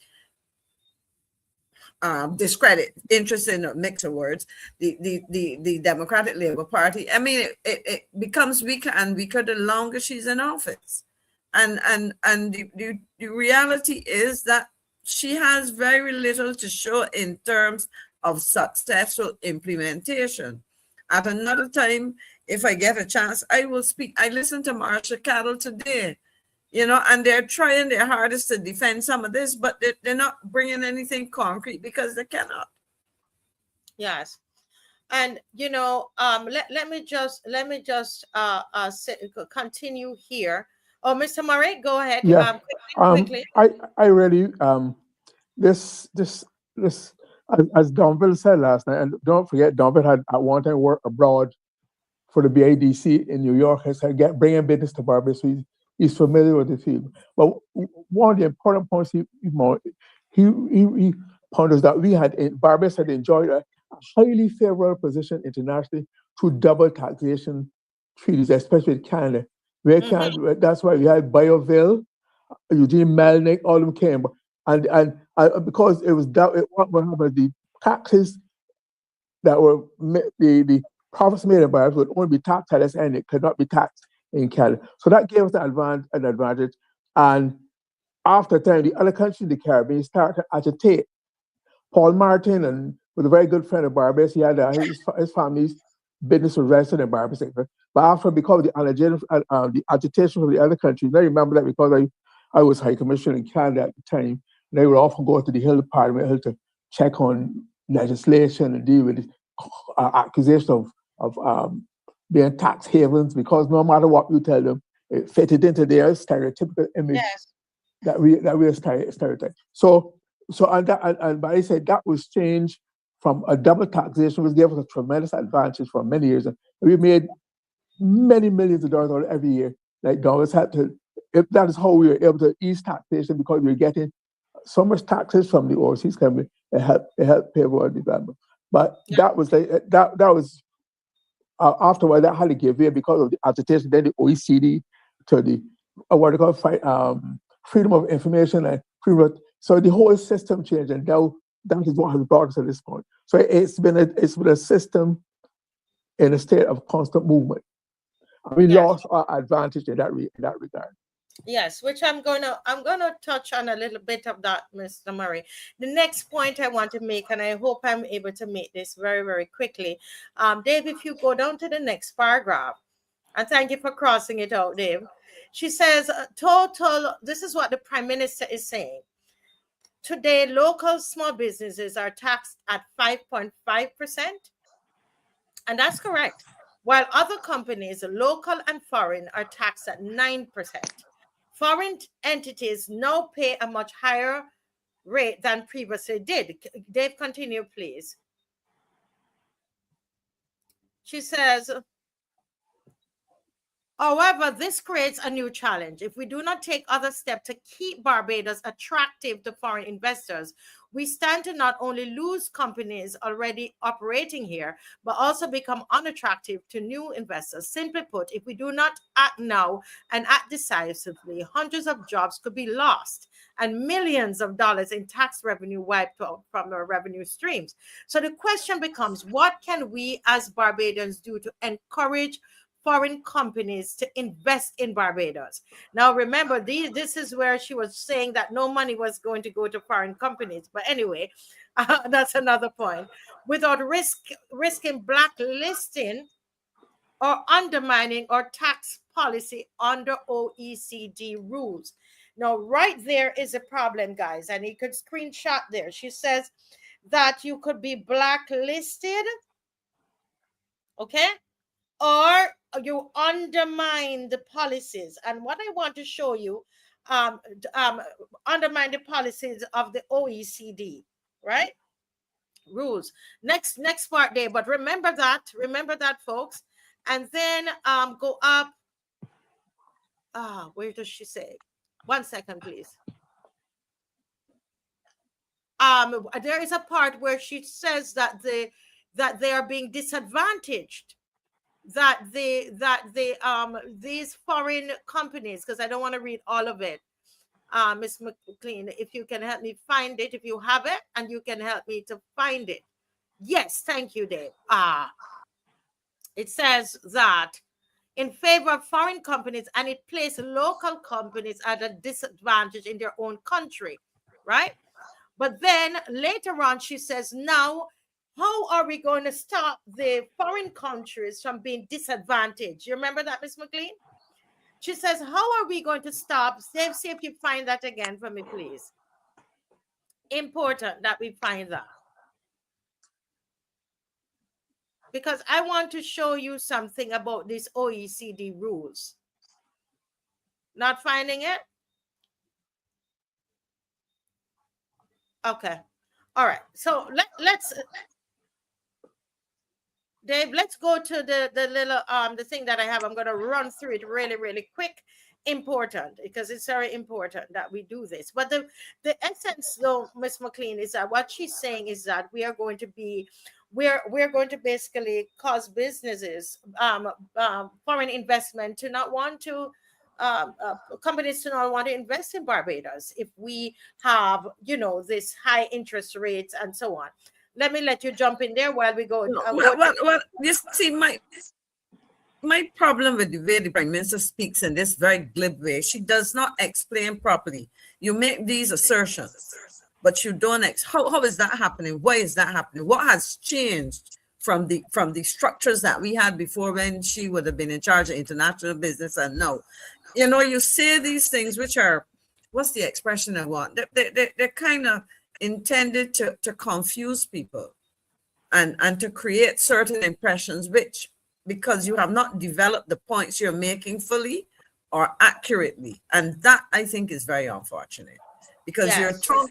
you're talking to the average Barbadian is not necessarily fully aware of all of the elements of how the sector works, etc. The Prime Minister would be better, her time would be better served if she could tell us what's the status with all that has happened internationally and domestically. What is the status of what used to be called the international business sector? What does it look like now? You know, what has changed and the implications of that? But you're going out there at every turn attempting to vilify and, in fact, misrepresenting facts. Because when Correct. you said that a taxation regime existed under the previous administration, it existed when you were the minister too. Correct. And there is a logical explanation for that. We were a Yeah. low tax jurisdiction, and that was part of the incentive. If you want to say that that environment has changed where that incentive cannot be or is not given or whatever the case may be, come and explain it. But don't Well- give people half truths. To what end? actually she's taking credit for changing it, but the what happened is that the OECD, Yeah. based on the rules, required for it to change. So that is Yes. another untruth. Exactly. You Exactly. understand? That is another untruth. That is another. I'm not calling her a liar, but it's another lie that is in that misrepresentation there. Okay, She's not a liar, but what she said is not true. it's not true. And so Miss Motley's government did not have anything to do with the lowering of the tax rate. It was required by OECD. Go up a little bit for me, Dave, with the quickly. I know Mr. Thing is waiting, even if I have to continue, it is Wednesday. But the next one, Dave. Okay. And so let me move this. Okay. Now she says that the foreign companies, she's claiming the foreign companies are disadvantaged, right? So Barbados must create this 225 million fund to support them so that they would be incentivized to want to invest in Barbados. Okay, next slide. Quick. Go ahead, Mr. Murray. You're saying something? Move it, Dave. I'm picking a common trend and thread here, and it goes back to that very ominous and haunting and dangerous statement made by the Prime Minister, that document. Remember the document produced with a listing of areas and sites and properties for investment, in which he said you apply to plan development with a presumption in favor of development. Yes. In other words, you remember, so you see that. So it is the same thing now in that is physical development, with economic development or growth. It's the same thinking where you are virtually giving away. The same way you give away the land to the African bank, it's the same thinking where you're bending over backwards to get so-called direct foreign direct investment, which has little or no impact on us and an obvious disadvantage in many ways.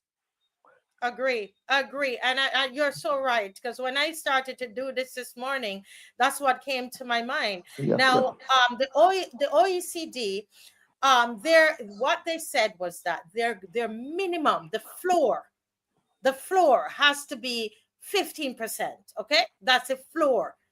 All right, not the ceiling. The floor is 15%.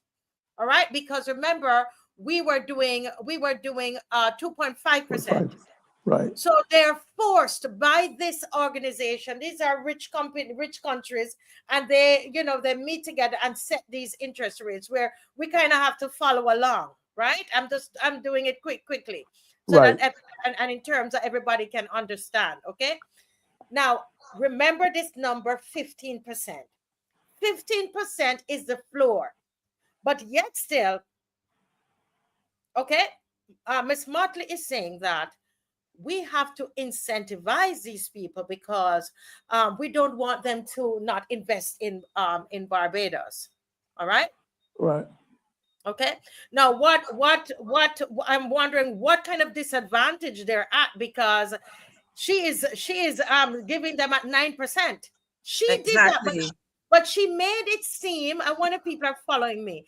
She made it seem as though this is what she has to do in order to satisfy OECD. OECD says 15% is a floor. Ms. Motley, your government is taxing them at 9%, and you're still worrying that they're going to be disadvantaged, where you have, there's a whole, 6%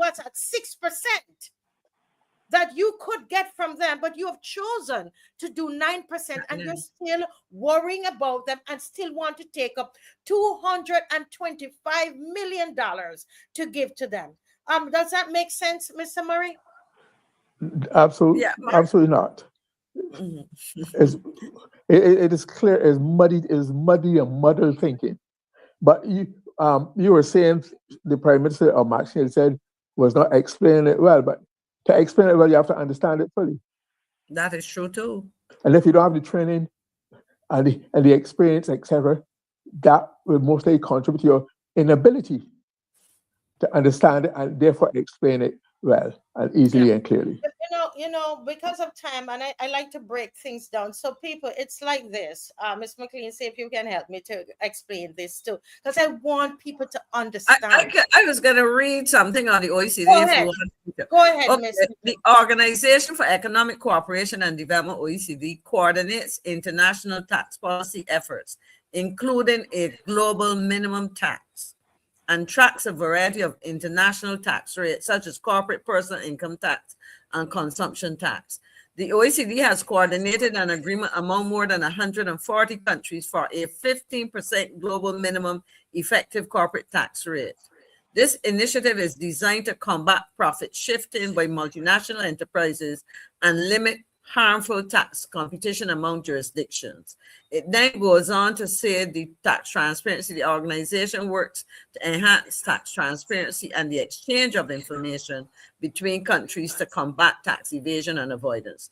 Now, it also gives you some tax rates, and I'll give you a couple. Highest OECD rates in 2025, France was 36.1%. Colombia was 35%, Malta was 35%. Lowest OECD tax rates in 2025, Hungary 9%, UAE, United Arab Emirates 9%, Barbados 9%. And that is Barbados' choice, which is the point you were making, Marcy. Right, it's a choice. So if you could charge, I'm using that word, 15%, right? Because tax. that's the tax, the minimum. That's Recommended the by minimum. OECD. That's recommended by OECD. And so she's talking about, that you could be blacklisted or undermined the OECD. No, you are wrong, Miss Motley, because the floor is 15%. You have chosen lower.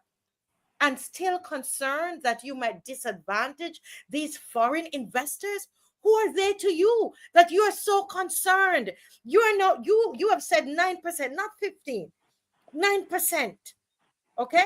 But you're still, your concern is that you might disadvantage them. And you are trying to tell us, Barbadians, that you don't want to undermine the OECD rules.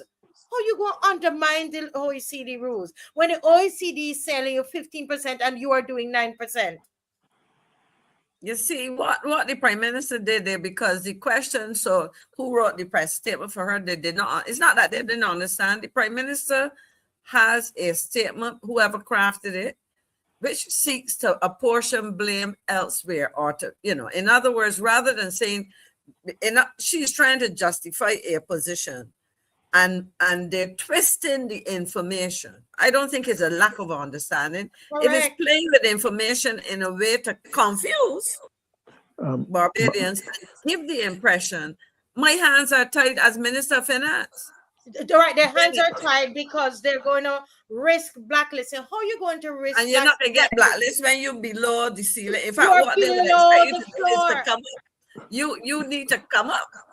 So Yeah, so so they're going. Yeah, go ahead. I think Mr. Murray wants to needs to bring it up from. They would say, well, if the global minimum is 15, then you would have to adjust because you have gone below the minimum, and on top of that, now you're looking to take our money and give what? Tell the Prime Minister we'll not come again. Wrong here. As I said, go ahead, Mr. Murray. I will say this: if you look at page 3 of yesterday's Sunday Sun, with the article, the story given at the Prime Minister's statement to the newspaper, if you look at the initials at the bottom of the story, that will tell you a lot. And what to me happened is that the Prime Minister read the same thing. What you saw in the paper was exactly the same the Prime Minister read, except that the Prime Minister gave the details about membership and names, etc., which she did not get, which were not done in print, because I think because of the size of the story. And if you look at the article, the story's initial CM, the practice, you either have a byline or you have initial at the bottom, which indicates who wrote the story. Oh, CM, gotcha. You gotcha? So therefore, the whole thing, to my mind, is up in the air. you know. All right. But yeah, thank you, Mr. Murray. So I think that it's important because this statement, right, is that they put a fear in there. They're always talking about the external pressure that they're under. You're not under any external pressure, Mayor Motley and this government. This is not true. It is not true. You're a whole 6 points under what it is supposed to be. You're not in any trouble. You are not going to be blacklisted. This is propaganda. And we have it here. We have the facts here, man. It is not so. In fact, if they left Barbados, they would pay taxes, higher taxes anywhere other than Hungary or the UAE. It's just Barbados and 3 countries. And those 2 other countries with low based taxation. on the research that I've pulled up. So what they're gonna what they want from us? Zero? Who are these people to her? That's what we need to understand. Who are these people? The Attraction, they might have heard that the Attraction Bank got free land, zero cost, so they might want zero tax in Barbados. Who knows? But the other question I would ask, are any of the current or former players in our international business sector being contemplated as beneficiaries of this $225 million?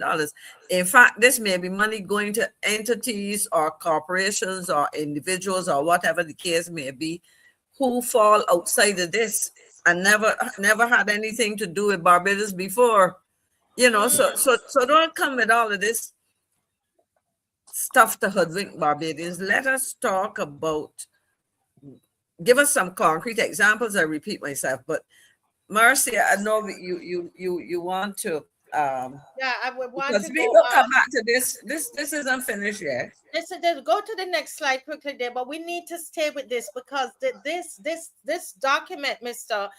Murray, is loaded with a lot of half truths and some cases And no truths. And plain lies. I know you're diplomatic, so you're going to say plain lies. I was just using the word truth. Yeah. So the question is, how can companies be disadvantaged when they are taxed below the global minimum? Prime Minister Motley, disadvantage. We're comparing to what? Zero tax. What do they want from us? What and why would we be so low? We're trying to, with all this debt and so on, and we're trying to get the economy going, and we're doing this. And then we're going to, they're below the global minimum, and then we are picking up $225 million to give them. Quickly go to the next one, Dave. And you did this already, Ms. McLean, right? That many of these OECD countries, they are like 20%, 22%, 25%. Ms. McLean just read France is like 30-something%, and they still attract investment.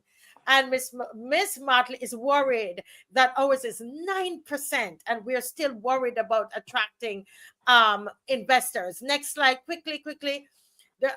Because this is what Ms. Murray was getting at. That investment is not driven by tax alone, right? The other factors are there, Mr. Murray. What about the energy costs, productivity, infrastructure, regulation? What about our governance and our transparency? But quality of life, basically. Exactly. The quality of life matters. That is a big selling point. The quality of national life. That's why we have to address crime, because people have traditionally found Barbados to be a very pleasant place to live, and that's been an important aspect of our international business sector, where people felt children had access to good education, good schools, whatever else. So these are things that she needs. So go to the next one quickly, Dave, right? These problems are not fixed by government giving away public money. And I think we've done that, right? So I'm not even going to continue this. If anything, we'll do that tomorrow. But the point, I want people to understand how, as we've been doing the book Animal Farm, and you see how they can twist things and basically not just put half truths, but we've shown you the opposite of what is happening with the truth. We've shown you the truth. And in this statement that the Prime Minister gave yesterday, there were some lies in there. It's not true, and a lot of fear mongering. And that is, to me, Mr. Murray, this is how we've got to start to deal with it. Go to the facts, and let the people see that the lies that are happening. Over to you guys. I'm gonna done there. No, that I think as you say, there's so much more, and we will continue because this has significant implications when we start to talk about crime and so on. We also have to think of injustices in terms of how taxpayers' money can potentially be squandered. We've seen the evidence before, and that certainly is not something we can close our minds or eyes to. Can I have one final word on this one? And this whole question of international business, once we had BIDC, then we had Export Barbados, Invest Barbados. There's so many entities now involved that I'm confused as to who is what or who does what. Entities are being created, staff is being put, and some of the staff obviously are familiar and fan to each other. And what the reason why I'm asking about this mushrooming of entities at the time when the IMF wanted us to phase out state-owned enterprises. These are state-owned enterprises. I know this is mushrooming. And it reminds me of when the present Prime Minister was Deputy Prime Minister and Minister of Economic Development. I forget the name. Maxine had it right just now for me. Economic Affairs and Development or something. I got it right. One of the things the report I remember out of that era of that phase. It was only a couple of years, but enough has been said that what only certain individuals gain from that experience. I heard stories of people being appointed to jobs in the European capital, paid an exorbitant salaries higher than any of the boys in the public service department. Yep. So when I see this mushrooming, these things like grass growing, these entities, I am concerned about a continuation of that kind of free spending for the family, friends, and fornicators primarily.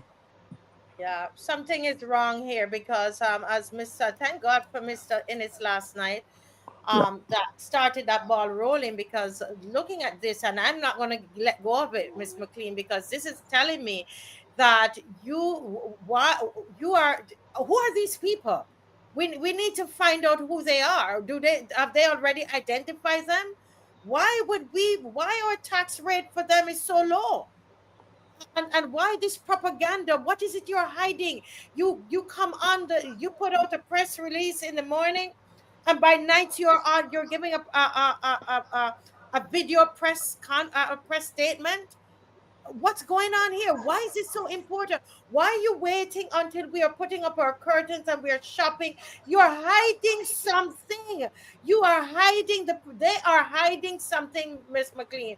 Somebody's already, they know who's getting this money. This money is already assigned.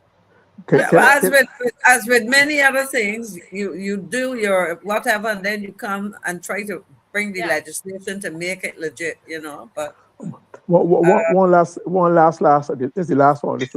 In truth, so my memory. You see, I was talking. Memory just came, but I talked about certain benefactors between 2000. Some of them have come back to the surface again, and are being posted abroad. Understand? So that process, that syndrome continues. Some people have been posted about all kind of high-flying jobs and posts, etc. So I'm not being paranoid. I'm just trying to learn from experience and look at the evidence. This is something that needs to. I hope Mr. Thorne or somebody, the senators, get into this thing here with them, because they're hiding something. Mr. Lewis is here. I want to do a comment on that. I saw a paragraph there that began with the word however. I don't know if Dave can bring it back up. You know, there's a paragraph there that begins with however, and I really want to look at that paragraph Dave? and Yeah. tell me how, you know, what are we really seeing in that particular paragraph, right? Read that paragraph there, Marcia. Go ahead. It says, however, this creates a new challenge if we do not take other steps to keep Barbados attractive to foreign investors. We Mhm. stand to not only lose companies already operating here, but also become unattractive to new investors. Simply put, if we do not act now and act decisively, hundreds of jobs could be lost and millions of dollars in tax revenue wiped away from our revenue streams. Could What, they? what's the Could they? essence of that paragraph? You know, what is the essence? When you read that as an individual, the average person out there, you know, what are you likely to think when you finish read that paragraph? That there must be in some element of fear being driven into the individual, that we need to allow the prime minister of this country to act now, or we will be in trouble. But We she will does lose. not. She does not tell us what steps, what it is that is frightening them. What exactly is it Yes, that but that of course, I don't think that she did expect that in a country where we can, you know, so, you know, convey to the international world on our literacy level, that on this program tonight it will be clearly exposed that we are charging 9% tax, and then the actual base tax across many countries 15%. How in the world can we be blacklisted when we are so far below the minimum? Tell me how. So I'm seeing that particular paragraph driving again this particular tool that we've seen mobilized in this country, driving fear into people. Fear. That's the essence of that paragraph. Telling people that, hey, you better act now. And we better give them permission so they can get ahead and do their business, or else we will suffer the consequences. And I think that that is very unfortunate. Yeah. Mm. Mr. Murray, go ahead. Uh, part of the strength, part of the assets, the attributes of the prime minister is her perceived charisma, speaking. So I think when techniques in communication, if you can't find facts, you resort to personal, charismatic, emotional thing, grounded on the belief that my person, believe in me. I am you can trust me. Once I say it is so, it will make it so. Except I don't think the prime minister understands that her star is not shining as brightly as it used before, and things that person might have believed of her based on the track record of her government, performance and non-performance, people are much more skeptical, questioning, and worried. So you therefore have to. I think she therefore has to seek to do that by saying, resort to his emotive terms, because she doesn't mention any figures and any facts. Is pure emotion, pure opinion, and therefore she, in order to scare you into, cajole you, and say, okay, you better do it because otherwise we're going to be more trouble, etc. I think that's a manipulation of public opinion. That is straight out of not accurate information. Yeah, yeah. And as Adrian said, this is the other thing I didn't get into, Adrian, but we probably can do that on Wednesday. The issue here is that instead it's the opposite, because we could be blacklisted for having a fund that doesn't meet international standards, such as this fund. Because remember, we are below the floor, Mr. Murray, and then you are now going to take up 245 million to give to these people. So already the OECD could say, well, that's one of the reasons we could be blacklisted, but they flip it. You see? But that taxing below that floor is itself enough to attract attention. That's it. And therefore, the hawks in the OECD who are making sure that these islands are always disadvantaged, they might not go after the UAE because of their oil wealth, but we have no leverage. We have no power, no muscle flex. So they very easily pick on the islands again to make sure they fall in line. So this, we want to, because their whole idea is that they should get the maximum taxation out of their businesses and companies wherever you are in the world. And that's why they're looking for this uniform level of taxes. So anybody who deviates from that in itself draw attention to themselves and therefore likely to attract further scrutiny and deeper examination. Exactly. Something they're going to say something is wrong here. You're giving these people too much. Why? And Kim Tay, we're going to continue this. Hopefully, Adrian is available Wednesday to look at her tone. She is. It's a more. She becomes so. It's almost begging. She's not begging. Humble and all of that. Don't be fooled by that, because while she changes her tone, there are out of her mouth is coming a lot of misinformation. You understand? We are showing you tonight what's coming out of her mouth. She's trying to trick you. That's what. Don't mind that. Barbadians, don't get fooled by her. Yeah, this is something else, Mr. Murray. I have to laugh though.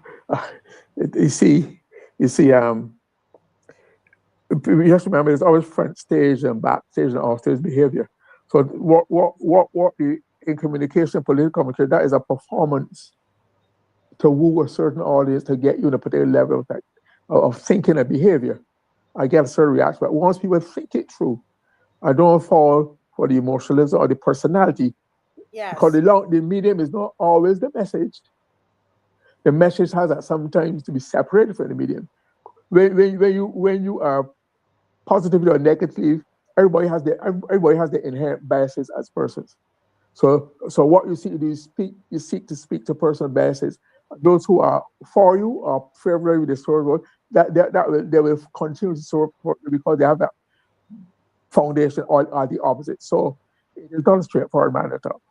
Yeah, this we need to because I want people to understand this. We have to find a way, Adrian and others who come on to help us to put this out on social media so people realize what is going on and what she's doing. But Dave, you put up the report card, and we're going to go through that report card. And I promise you, folks, we're going to come back to this because I can see that people want to talk about what we just spoke about. And we are looking at controlling crime. And so I brought Mr. Lewis. A lot of people don't know that you're a former policeman, and he was in law enforcement. And we have a document here that was created by former Senator David Gill, a BLP senator, and he created this wonderful document. And we have just been going through the document, and we just finished. We did transition into a republic. Where it's a Barbados government end of term performance card, P for pass and X is for fail. Those are the only two grades he created. So sorry for them, so far this is what the people said.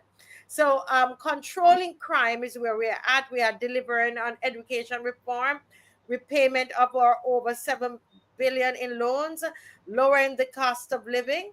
We're grading them now on controlling the crime.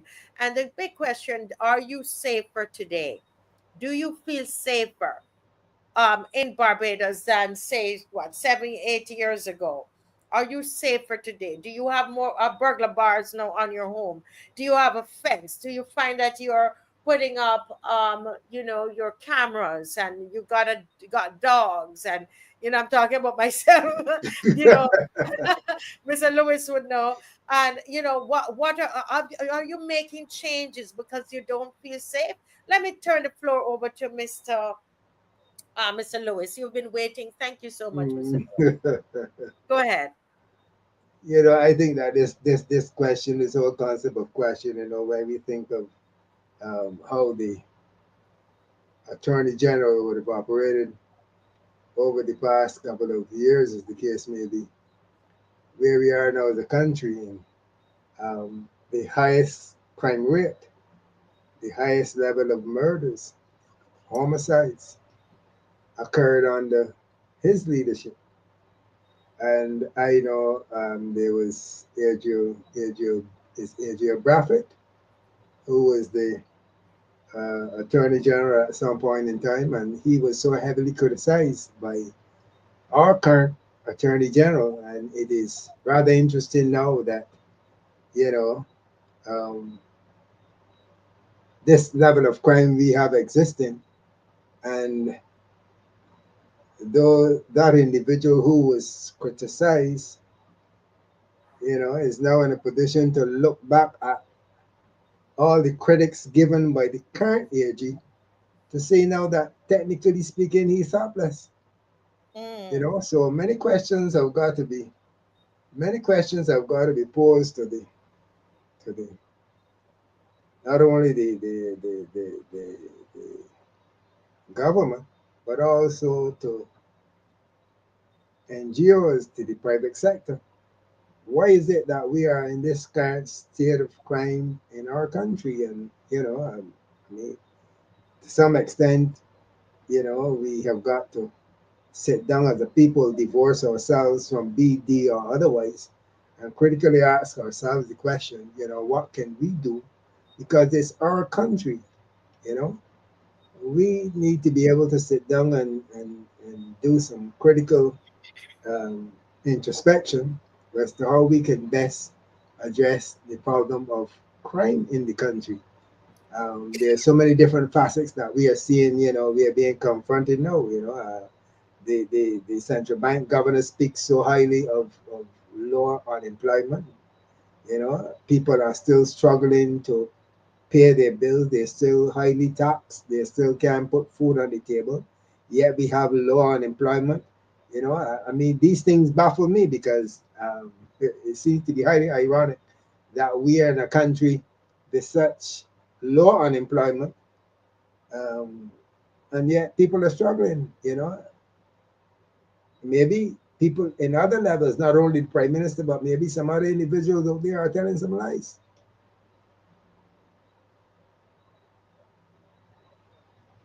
Your views, Marcia? Yes, I Hmm. was you were talking about how serious crimes have Hmm. increased even over the last year, or definitely over this administration. Actually, when they came into power in 2018, the crime rate almost doubled Hmm. when they came in 2018, and it went down a little bit during when we had the COVID crisis pandemic, because we weren't going anywhere and so on, and then it went right back up. And so one has to wonder, what we're looking at tonight is what are the mechanisms that they have in place to control crime, and is it working? I'm seeing that.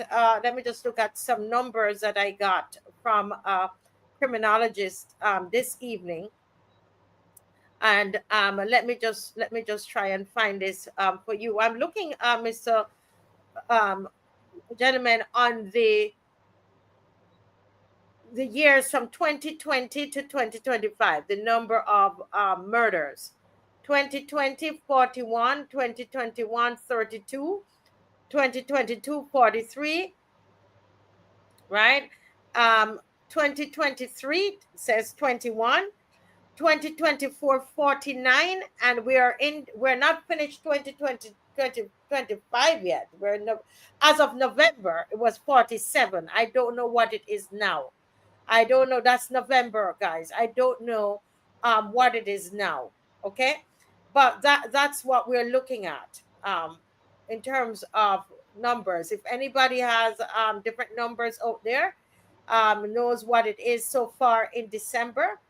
I saw somebody was saying that it was, more than 47. I don't know. This is what I got up to November. That is, it's 47 up to November. But 2024 last year was 49, right? And so this is what. So the question is, are we safer? Go ahead, Mr. Murray. Yeah, I'm glad you read out those figures.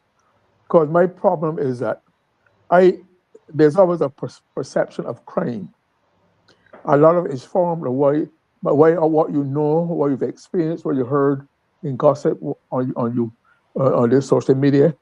But so what we are really suffering from, you alluded to, is a starvation of up-to-date, accurate information that will help to shape our real idea of what's happening, our real view, rather than just depend on perception based on the videos we see on the social media, reports in the newscast. We are not getting this solid, regular information on the crime situation. And that is my biggest beef I have with the absence from the scene of crime prevention of Minister Kirk Humphrey there.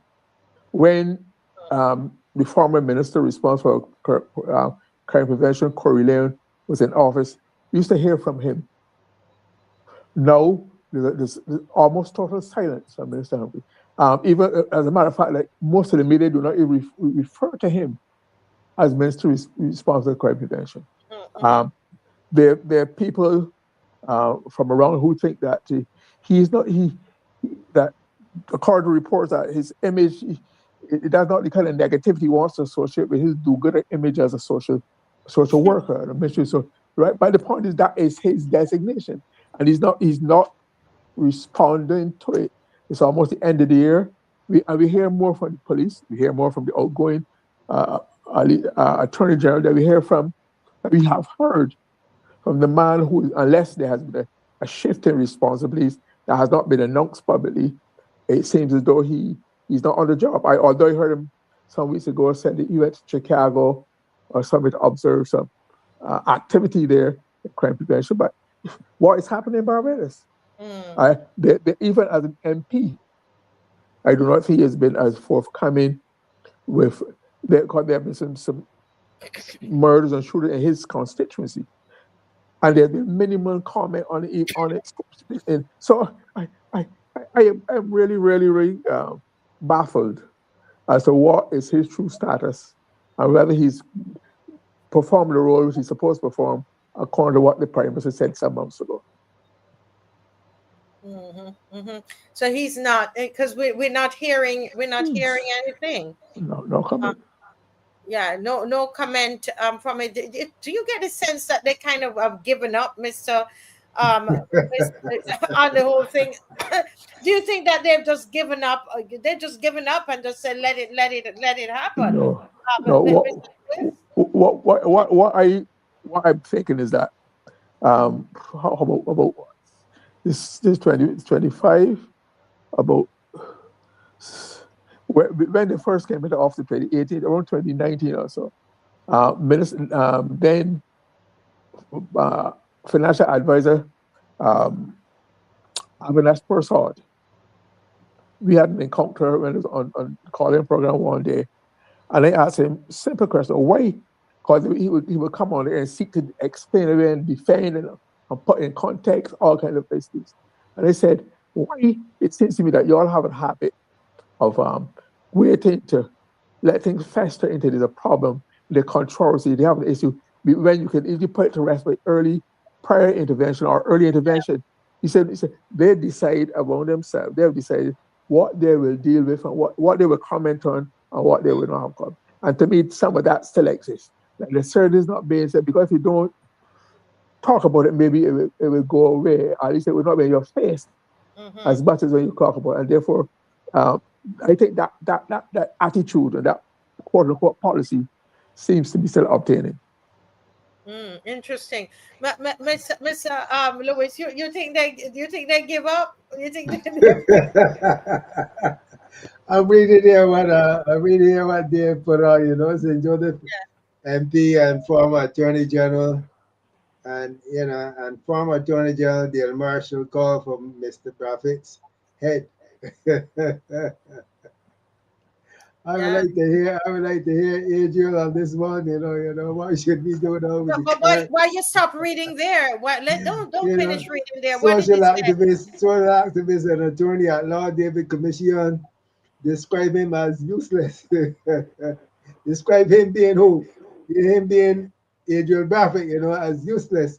while head of the National Organization of Women said not only mothers were failing in their responsibilities. Now, I would want to comment though on that this last aspect, that mothers failing in their responsibilities.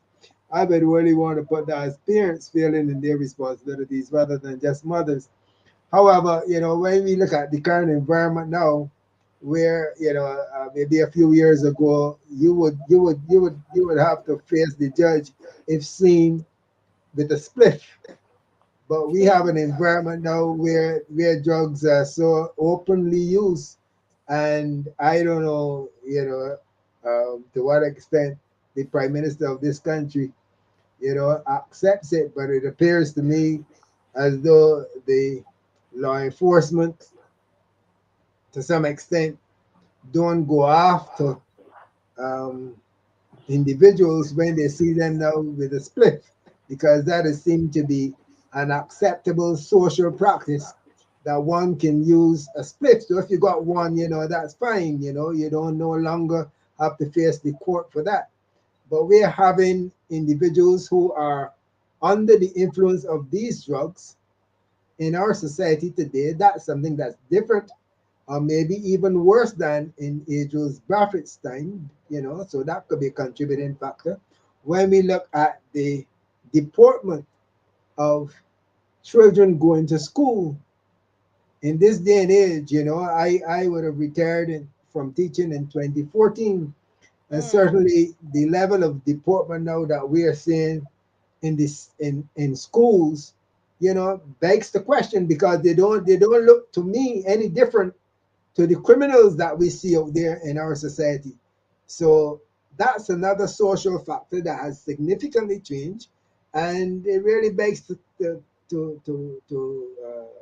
question whether there's some correlation between the permissive use of a spliffs in our society today. Because if you look at all of those individuals who would have lost their lives, the average age has to be somewhere in the 20s. And normally, when you see a person who would have lost their lives and they bring that photo, you would see a big chain around the neck. So this cultural disposition that we have seen in our society in this day and age, really baffles me, because it has been a significant change, and I don't know if there's some correlation between that and the promiscuous use of drugs and the level of, or lack thereof, what I would call, and what many societies may, advocate in terms of the deportment of students in our society today. The dress code in our school system, in my opinion, leads to antisocial behavior. And that is, maybe anecdotal, but at the same time, that is my perspective, that a few years back, we had discipline in the schools, discipline with respect to dress, different discipline with respect to where the students would have deported themselves, not only in terms of the uniform, but the hairstyles. But now what we are seeing in the school system, really begins to question, if we've also lost control of that within the schools. Look, we had a 16-year-old. It was a 16-year-old, I think, that was charged for, I don't know if charged for murder, but there was recently here, Marcia, there was a 16-year-old. It was a young one. I don't remember if it was 15 or 16. 16 years old, and when I retired from teaching, he would have been 5 years old. Now in primary school, and coming out of secondary school, And if you go to many secondary schools, and even in primary school, you're seeing it, And all of those students, to me, it appears as though to have that bad boy dress, shirt tail out, pants sticking on your foot, the hair plait up, they put in the earrings, they put in, the works, chains, etc. And they find themselves off to school. That to me is a replica of what we are seeing students who post-secondary, that is how they deport themselves. And we are seeing the same element of that behavior in the secondary schools. So we can look out that I don't want to be the next attorney general because it is going to be worse than the one we currently have now. And I'm just wondering, what are the contributing factors? Of course, the Bible states that in the last days, these things will happen. So biblically, it has been, we know that it will get worse. But do we just throw our hands, down and say, well, the Bible says it, therefore? No, we have got to look at those factors. And one of them, in my opinion, is that we have a very a very strange environment out there, of which it appears to me as though that is being condoned by the leaders of this country, that we can so freely go out there and enjoy a spliff and no police can come and touch you. And then with that mentality, with that influence, with that change in behavior, they're entering community college, they're entering the polytechnic, they're entering our secondary schools, and they're on the streets. But Mr. Lewis, somebody called me yesterday, and she said to me, Mr. Murray and Ms. McLean and viewers, that don't laugh, but that she went to the beach, and on the beach there was somebody walking and selling medical marijuana to tourists on the beach. Think about that. So what she was saying to me is that, Marcia, this whole thing about getting these, you're saying a license, I don't know if you understand what I'm saying, Miss McLean, it has become so commonplace, and they have made it in such a way that these guys are just peddling drugs on the beach, but it's called medical marijuana, and it's being sold in social settings. Yeah, the lady called me, and I said to her that I want to go down there and I want one of them to offer it to me and for me to buy it. That's what I would, because legally they are actually they're within their right to sell medical marijuana, it would appear. But whereas you would, when it just started, you go into a particular place that is a dispensary, right? And you go to, apparently it's not so. They're selling it on the beach. They're walking and selling medical marijuana all on the beach. Go ahead. Marcia, I just remembered some social history from really back in the 60s, 70s. When you hear that the people who are vendors, they're salespersons. So they're trying to call it medical marijuana might just be to attract people's interest, thinking the best possible product when it may just be a regular marijuana. And that reminded me, I'm not sure if Max would have known about this. There was a character in Bridgetown, forget his name, but he used to get cockroaches and try to sell to the tourists as mahogany birds. And people bought them because exotic trout, right? So I'm saying that. So he worked out a way of getting the interest of the tourists, and this might be the way of this salesperson. Everything is marijuana because it's healthy for you. Although, like you said, the marijuana is supposed to be dispensed by with a doctor's what do you call it? Doctor's recommendation, doctor's prescription, etc. But I think what we are witnessing with the marijuana dresses is a social changes being fueled by different forces. One of the forces that where the dress code and house church uniform of school has been damaged by is one of the social forces that of this idea that these standards of neat hairs and dress uniform and your clothes, shirt tucked in, your socks up to your knees or whatever, those are supposed to be colonial stuff, okay? Bad for you. We are not a republic, so we have to get rid of all these colonial habits. People must be able to express themselves as they go to school and not be following colonial standards and whatnot. So you're saying that once you open the envelope, that is not something you could police in a school with 500, 600, 900. So people will take the envelope and push it and push it and push it. And then when you combine that to the point Mr. Lewis was making about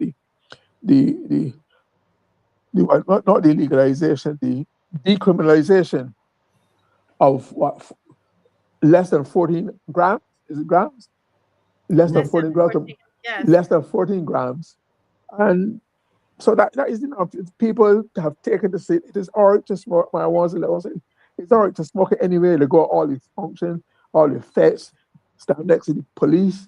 And the poor police say that they're, for whatever told, they're so overworked they can chase down amount of 14 grams. Right? Because they're too busy occupied. But it is the whole changing of the society, is outside influences, some from abroad, North America, Europe, Jamaica, all those things. So what is happening is though that if we keep going like this, I suspect that very soon we will not have a distinctive Barbadian personality anymore. What is the Barbadian? What does the Barbadian? There used to be certain standards the Barbadian, by reputation and performance and behavior, by dress, etc., stood for. They used to say we were very conservative, etc. Certain labels were attached to because we were different. But now we seem to be accepting and incorporating and utilizing and absorbing other people's cultural habits. That it's happening in our food, it's happening in our behaviors, etc. I remember, I noticed it some years ago when, I think I wrote about it in my book too, when I was talking about the music, the influence of music. When people started, we're in describing Barbadian homosexuals, Barbadians started calling people a batty man. And a batty man was Jamaican. And they were prepared to drop our own description to accept somebody's description. So all those are the forces. And when you get that you get it incorporated into music and dance, it is easily absorbed as a lifestyle change and a way of behaving. So those are the things that we have to be conscious of, and that we have to find a way. Maybe that's what the transformation will do, although that itself is still to be fully described and structured, etc. So we are in a state of flux, even more so than in the past. Yes. You know, something that I would have realized of recent that is rather interesting, you know, and I think that it would be good if we can be, you know, further enlightened as to what truly transpired, or what transpired. Let me just put it that way. You know, the police force had difficulty attracting members to join, and that we experienced, and it would have been clear to the general public that the Attorney General will always make reference to that the police force is short. And so many efforts were made to attract individuals to join. It is alleged that most of these applicants failed because of the drug test. You Yes, know, I heard that. it is so surprising to me now that of recent we are hearing now that they have attracted overwhelmingly this large amount of applicants for the police force. I'm just wondering what has changed. That if all these investigations were done before, if all these tests were given, They didn't fail aptitude tests. They all failed drug tests. Mhm. Yeah. So what has changed? Just let me jump in here and say, You know, guys, right? it's actually 10 o'clock. Yes, actually 10 o'clock, and well, without divulging much, Dave has to. He's not. You got me. He's got to get home. All right. So Okay. Yeah. All right. yeah. You All know, right. so I'm just wondering, you know, what will be the fabric of the police force a few years from now? We could be Yeah. having policemen who are traveling our streets who are drug users. No, that's an interesting point that you're raising there, because Mhm. and I remember being asked about a neighbor some years ago, uh, who had applied for a position. If you were applying for the police force or the BDF, that was one of the things they investigated. And so if they had problems before, but you seem to have this large number of people in a situation where people were saying there were other concerns about joining the force, but you have this large number, maybe they're accepting, maybe that is no longer a disqualifier. Raise your That's hand. you open up Maxine, a move can to the of front of worm the there. class. Mr. Murray wants. Let me unmute you. Go Yeah. ahead, Mr. Murray. Yeah. Why I understand. I've been following this trend. I've been following, and I listened to some reports from the police force recently. As a result, they've been having these fairs trying to attract more applicants. And from what I understand, that they have the height specification has been changed and lowered. They're offering more interested. They're letting people know you can do electronics, you can do photography. There are no more career choices being offered, and that part is a part of the helps to explain the increase in applicants. But that question about marijuana is a long-standing one, because what lots of people don't understand is that marijuana, from what I understand, what I read in my research, stays in your body for at least 3 weeks. So while you might be able to drink a couple of drinks, and we had 2 days, and when it stays in your drunk in your thing very, very long, and that's how a lot of people have been caught or disqualified because of that tendency of marijuana. Yeah, yeah. Well, the big question is, with all that, I think we might have to continue this into tomorrow. But we've done so many shows on crime. But the real question is, Miss McLean, I'm going to go around, and that's the last thing that we'll comment on. And I want the people in the chat. We still have over 900 people on, 961 persons are still on.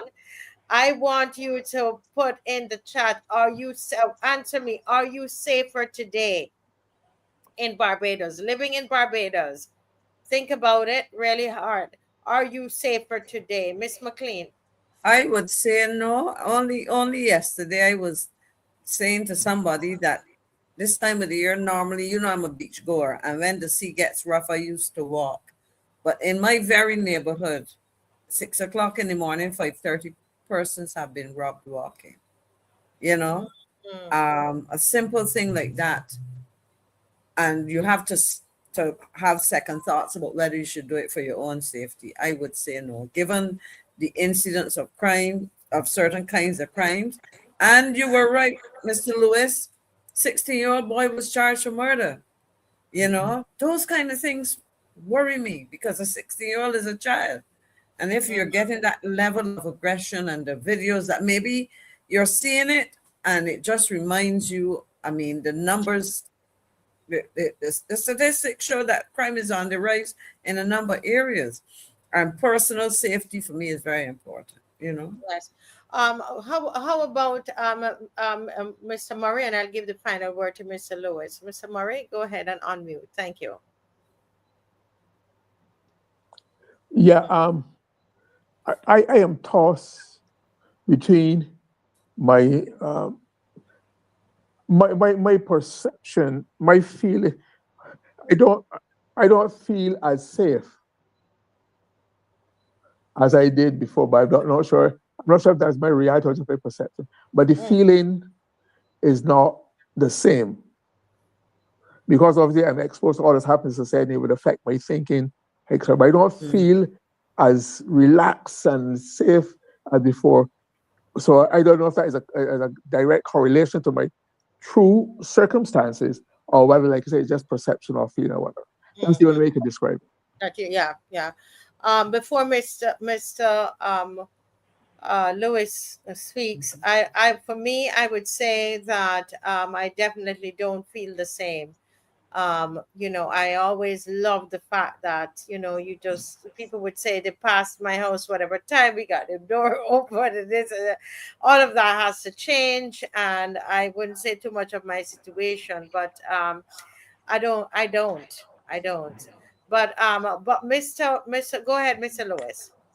Yeah, well, I concur with all that has been said relative to this whole concept of safety because, I would go back to the drawing board when I seek to be leaving home. In actual fact, now bank holidays, I don't want to be out.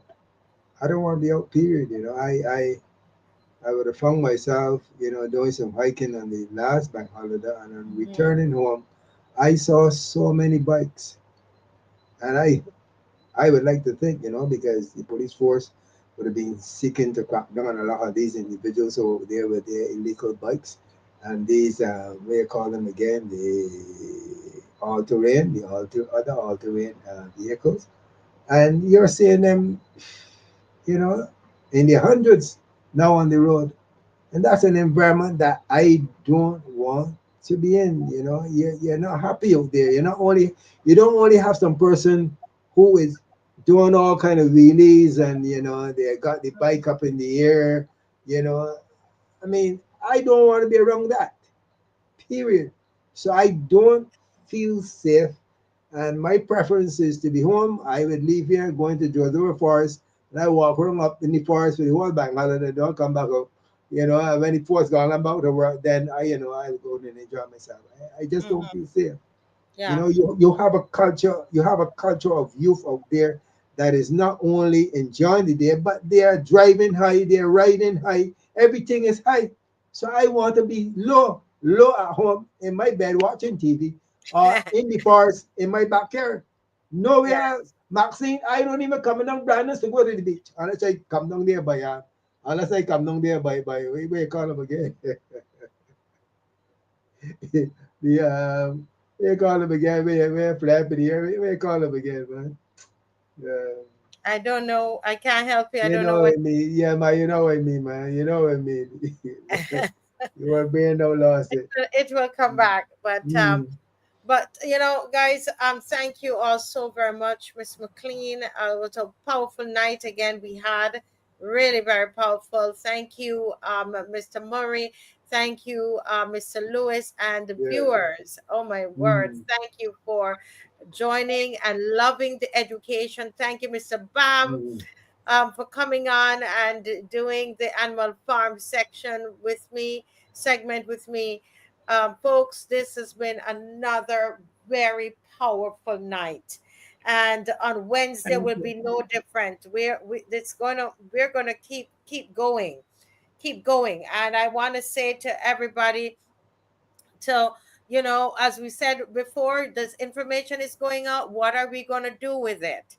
What are we going to do with it? There has to be some reason for this show.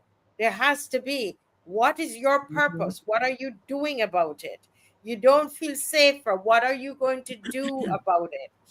Yeah. You heard what we did tonight, the powerful presentation from Miss McLean and from Mr. Murray. What do you do about that information? You heard from the former policeman tonight, Mr. Lewis. What are you going to do about this information? What am I going to do? From last night, hearing Mr. Ennis, I went and did research. What will you do? So we want to thank you all. Thank you, Dave, for the sacrifice. Yeah, and somebody he's asking me to ask, what is our Christmas wish in terms of Barbados? What is your, if you had a Christmas wish? Oh Lord, these comments gonna go crazy now. What is your Christmas wish for Barbados? What is your Christmas wish? I know this one. What is your Christmas wish? And that's what we're doing. I don't think Dave has a song. Dave, let me know if you have music, or we just need to close off. What is your Christmas wish for Barbados, and also what will you do for Barbados? Okay. Do we have a song? Let me see. Okay, I'm not seeing anything, so I think it's time for us to close.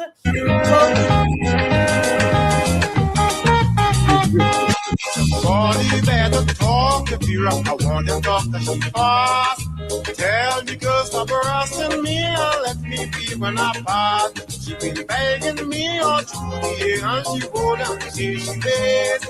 Now it's getting days of Christmas. She here telling me when it's praise. Why you got to give me for Christmas? Give me anything you can spare. Why you got to give me for Christmas? Let me have a happy day.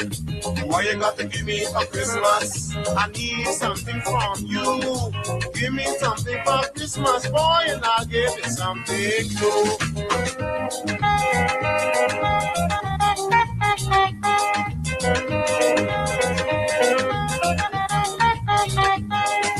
So what she gonna give me? She offered me that before, and the many times that she gave it away, the fire is gonna show. I can't risk taking that from she now, it might make me miserable. And I am a very cautious man, I afraid the dog is legal. She begging, why you got to give me for Christmas? Give me anything you can spare. Why you got to give me for Christmas? Help me have a happy day. Why you got to give me for Christmas? I need something for All right, you. good night, guys. Need something for Christmas, boy, and I'll give you something too.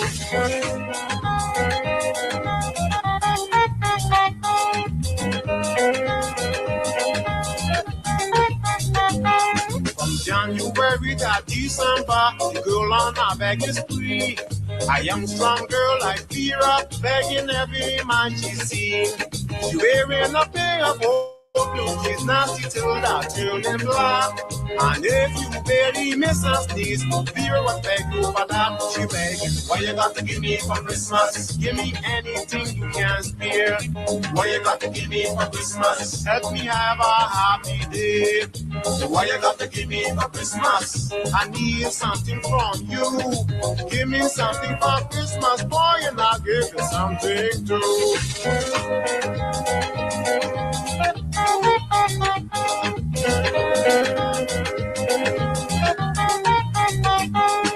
Yes, she wants something for Christmas. She better get a job. Don't stand up around the corners looking for men to rob. She might try to rob the wrong man by using she dirty tricks and spend Christmas in the hospital with a lot of Christmas gigs. She begging, why you got to give me for Christmas? Give me anything you can spare. Why you got to give me for Christmas? Help me have a happy day. Why you got to give me for Christmas? I need something from you. Give me something for Christmas, boy, and I'll give you something too. She begging, why you got to give me for Christmas? Give me anything you can spare. Why you got to give me for Christmas? Help me have a happy day. Why you got to give me for Christmas? I need something from you. Give me something for Christmas, boy, and I'll give you something too. She begging, why you got to give me for Christmas? Give me anything you can spare.